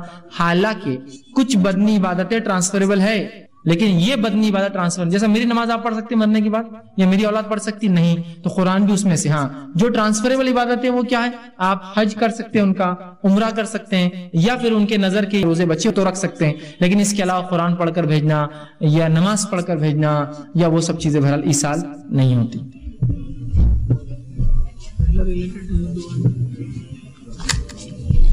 एक सवाल क्या वालिदैन के खबर पर जाकर दुआएं की जा सकती हैं? अगर हाँ तो कौन सी दुआएं सही हदीस साबित? देखिए, वालिदैन की खबरों पर या किसी मोमिन की खबर पर या कब्रिस्तान से गुजरे तो आप उनके लिए दुआएं मगफिरत करें, जिसके लिए आपको अरबी अल्फाज की जरूरत नहीं। अल्लाह इनकी मगफिरत कर, इन पर रहम फरमा, इनकी जन्नत में जो दर्जात को आला कर, ठीक है? तो ये दुआएं आप खबर पर जाने के बाद जो है कर सकते हैं। इसके अलावा भी सुन्नत से बहुत सी दुआएं साबित है। अगर आपको सुन्नत से साबित मुस्तनद दुआएं देखना है तो कमो बेश 300 मुस्तनद दुआएं जो है अल्लामा कहतानी ने अपनी किताब हिस्नुल मुस्लिम में जमा की है। कमो बेश 300, और ये माशाल्लाह हिंदी, उर्दू, इंग्लिश तमाम बहुत सी जबानों में आ चुकी है। वो पॉकेट साइज किताब होती है, जरूर खरीदे, जेब में रखिए उसको। कोई मुस्तनद दुआ चाहिए, कोई मसला है, पूरी फहरिस्त है, खोलिए, अपना पढ़िए और जेब में रखिए, याद कर लीजिए। अच्छा है, याद नहीं होती तो पढ़िए, हमेशा जेब में रखिए। तो वो किताब ले लें, इंशाल्लाह उसमें तमाम ये दुआ इंशाल्लाह आपको मिल जाएंगे। अगर किसी खातून जिसके घर में उसे पता चल जाए कि उनके घर में हराम माल आता है और उसे दूसरे के जरिए कोई जगह ना, दूसरे के पास कोई जगह ना हो जाने के लिए, तो इस हाल में क्या करें? देखिए, औरतें चूंकि मातहत होती है मर्दों की, और यहाँ हराम माल से मुराद 100% हराम है, याद रखिए। थोड़ा बहुत नहीं, जो है ऐसा एक इंसान जॉब करता है, तनख्वाह भी आती है और रिश्वत भी लेता है, तो ये हराम मिक्स है, तो मिक्स में कोई मसला नहीं, वहां आप गुमान करेंगे अच्छे से मैं खा रही हूँ या पी रही हूँ। लेकिन चूंकि एक औरत है और अगर 100% भी अगर हराम आ रहा है तो एक औरत मातहत होती मर्द के, तो जाहिर सी बात है घर छोड़कर नहीं जा सकती, वाली से गुजारिशात कर सकती, क्योंकि लड़का तो ठीक है बालिग कमा लेंगे, लड़की थोड़ी कर सकती। तो यहाँ वो मजबूर है, तो इंशाअल्लाह अजीज अल्लाह ताला उसकी उस कराहत को देखेगा, किस कराहत से वो रह रही है, कि वो जानती है 100% बाप की कमाई, 100% शौहर की कमाई हराम है। अब निकाह हो गया, बाप के मातहत है, शादी नहीं होती, क्या करेंगी? कहीं जाके रह नहीं सकती है, तो यहाँ वो हर बार ताकीद करेंगी और सिर्फ उतना पैसा इस्तेमाल करेंगे अपने घर वालों का जितना जरूरत है, उससे ज्यादा नहीं, समझे आप? इसलिए कि वो हराम है, उसको पता है। लेकिन 100% शर्त है جہاں 100% اور عورت ہے تو مجبور ہے اس کو وہیں رہنا ہے دل میں کراہت رکھتے ہوئے، اور جہاں معاملہ مکس ہے تو انشاءاللہ آپ امید کیجیے کہ میں حلال سے کھا رہی ہوں، حلال سے پہن رہی ہوں، اور جو حرام آ رہا ہے وہ اپنے لیے استعمال کر رہے ہیں۔ السلام علیکم۔ یہ جو جنگ بدر میں کوئی بولتے 313 صحابی ہے، کوئی بولتے 319 ہے، کوئی بولتے 321 ہے، تو تینوں میں کون سا صحیح ہے؟ دیکھیے جنگ بدر میں جو صحابہ کی تعداد ہے، عربی میں جو لفظ اس کے لیے استعمال ہوتا ہے اس کا معنی ہوتا ہے 311 313 315 317 یا 319 میں سے کچھ تعداد تھی۔ اس کے لیے 313 کا لفظ نہیں عربی میں، عربی میں جو لفظ استعمال ہوا ہے وہ ہوتا ہے کہ 310 سے اوپر اور 320 سے نیچے کی تعداد تھی وہ صحابہ کی، تو وہ 11 ہو سکتی ہے، 313 ہو سکتی ہے، 315 ہو سکتی ہے، 317 ہو سکتی ہے، 319 ہو سکتی ہے، 300، ٹھیک ہے۔ تو عمر ابن خطاب کی جو حدیث ہے اس میں انہوں نے کہا 319 تھے ہم، کچھ صحابہ نے کہا 313 تھے، کچھ نے کہا 317 تھے، مطلب وہ تعداد کم و بیش 9 لوگوں کے یا 8 لوگوں کے ڈیفرنس سے یا 6 لوگوں کے ڈیفرنس سے تھی کہ 313 سے 319 کے بیچ میں وہ تعداد تھی۔ کسی نے کہا آگے سوال کیا کیا ہم نامحرم سے دعا کیسے نامحرم کے لیے دعا کر سکتے ہیں؟ تو یاد رکھیے انسان کسی بھی انسان کے لیے دعا کر سکتا ہے، کوئی محرم ہو، جیسے مثال تو کوئی دعا کرے اللہ امت مسلمہ کی خواتین کے ساتھ اچھا معاملہ کر، ان کے ساتھ اچھے رشتے ہوتا ہے نا، پریشان ہے بچیوں کے ساتھ اچھا، کوئی مسئلہ وہ نامحرم ہے لیکن دعا کر سکتے ہیں، ٹھیک ہے، تو کوئی انسان نام ہے۔ لیکن اگر آپ کا خاص سوال ہے کہ یہ خاص نامحرم کیا اس کے لیے میں دعا کر سکتا ہوں؟ بہت سے نوجوان ہوتے ہیں بس ان کی دعائیں کیا ہوتی ہے، کالج اسکول سے نکل گئے، کالج میں چلے گئے تو ایک خاص کوئی لڑکی ان کو پسند آتی ہے اس کے لیے پوری دعائیں، اور لڑکی کو لڑکا پسند اس کے لیے خاص دعائیں، ایسا نہیں کرنا چاہیے۔ اس لیے کیا اپنی دعاؤں کو کیوں کبھی کبھار بد دعا کی شکل میں کر رہے ہیں؟ آپ کو نہیں پتا، آپ خیر کی دعا کیجیے، اور اللہ نے ویسے حالات لائے کہ آپ کے نکاح کے لیے گھر والے تیار ہے، تب آپ ڈھونڈ سکتے ہیں لڑکیاں۔ آپ پہلے سے طے کر کے رکھیں گے کیا ہوں گا تو نہیں چلیں گے، جبکہ آپ کے گھر والے بھی راضی نہیں اس عمل کے لیے، تو بہرحال عام اعتبار سے کوئی بھی شخص کسی کے لیے بھی دعائیں کر سکتا ہے خیر کی۔ بس انشاءاللہ یہ ہم آخری سوال لیں گے تاکہ السلام علیکم، میرا سوال ہے نماز استسقاء کا کیا طریقہ ہے؟ نماز استسقاء بارش کی نماز، پہلے سوال کہ بارش کی نماز کا کیا طریقہ ہے، تو دیکھیے یہ بارش کی نماز دعا ہے در حقیقت۔ آپ گھر سے نکلیں گے اور کسی کھلے میدان علاقے اس میں جائیں گے، اس کے بعد کوئی اقامت کوئی اس میں وہ نہیں ہوں گی، امام کھڑا ہوں گا، 2 رکعت نماز پڑھائیں گا، نماز پڑھانے کے بعد وہ الٹے ہاتھ رکھ کے دعا کریں گا، ٹھیک ہے۔ اگر چادر اوڑھ کے گیا تو چادر کا رخ بدلیں گا، آپ چادر بدلیں گا تو الٹی کو سیدھی سیدھی کو الٹی آپ نے کیا، مطلب اللہ حالت بدلے، ہمارے ہاتھ کو الٹا کرتے اور دعا کرتے لوگ آمین کہتے۔ یہ نماز استسقاء کا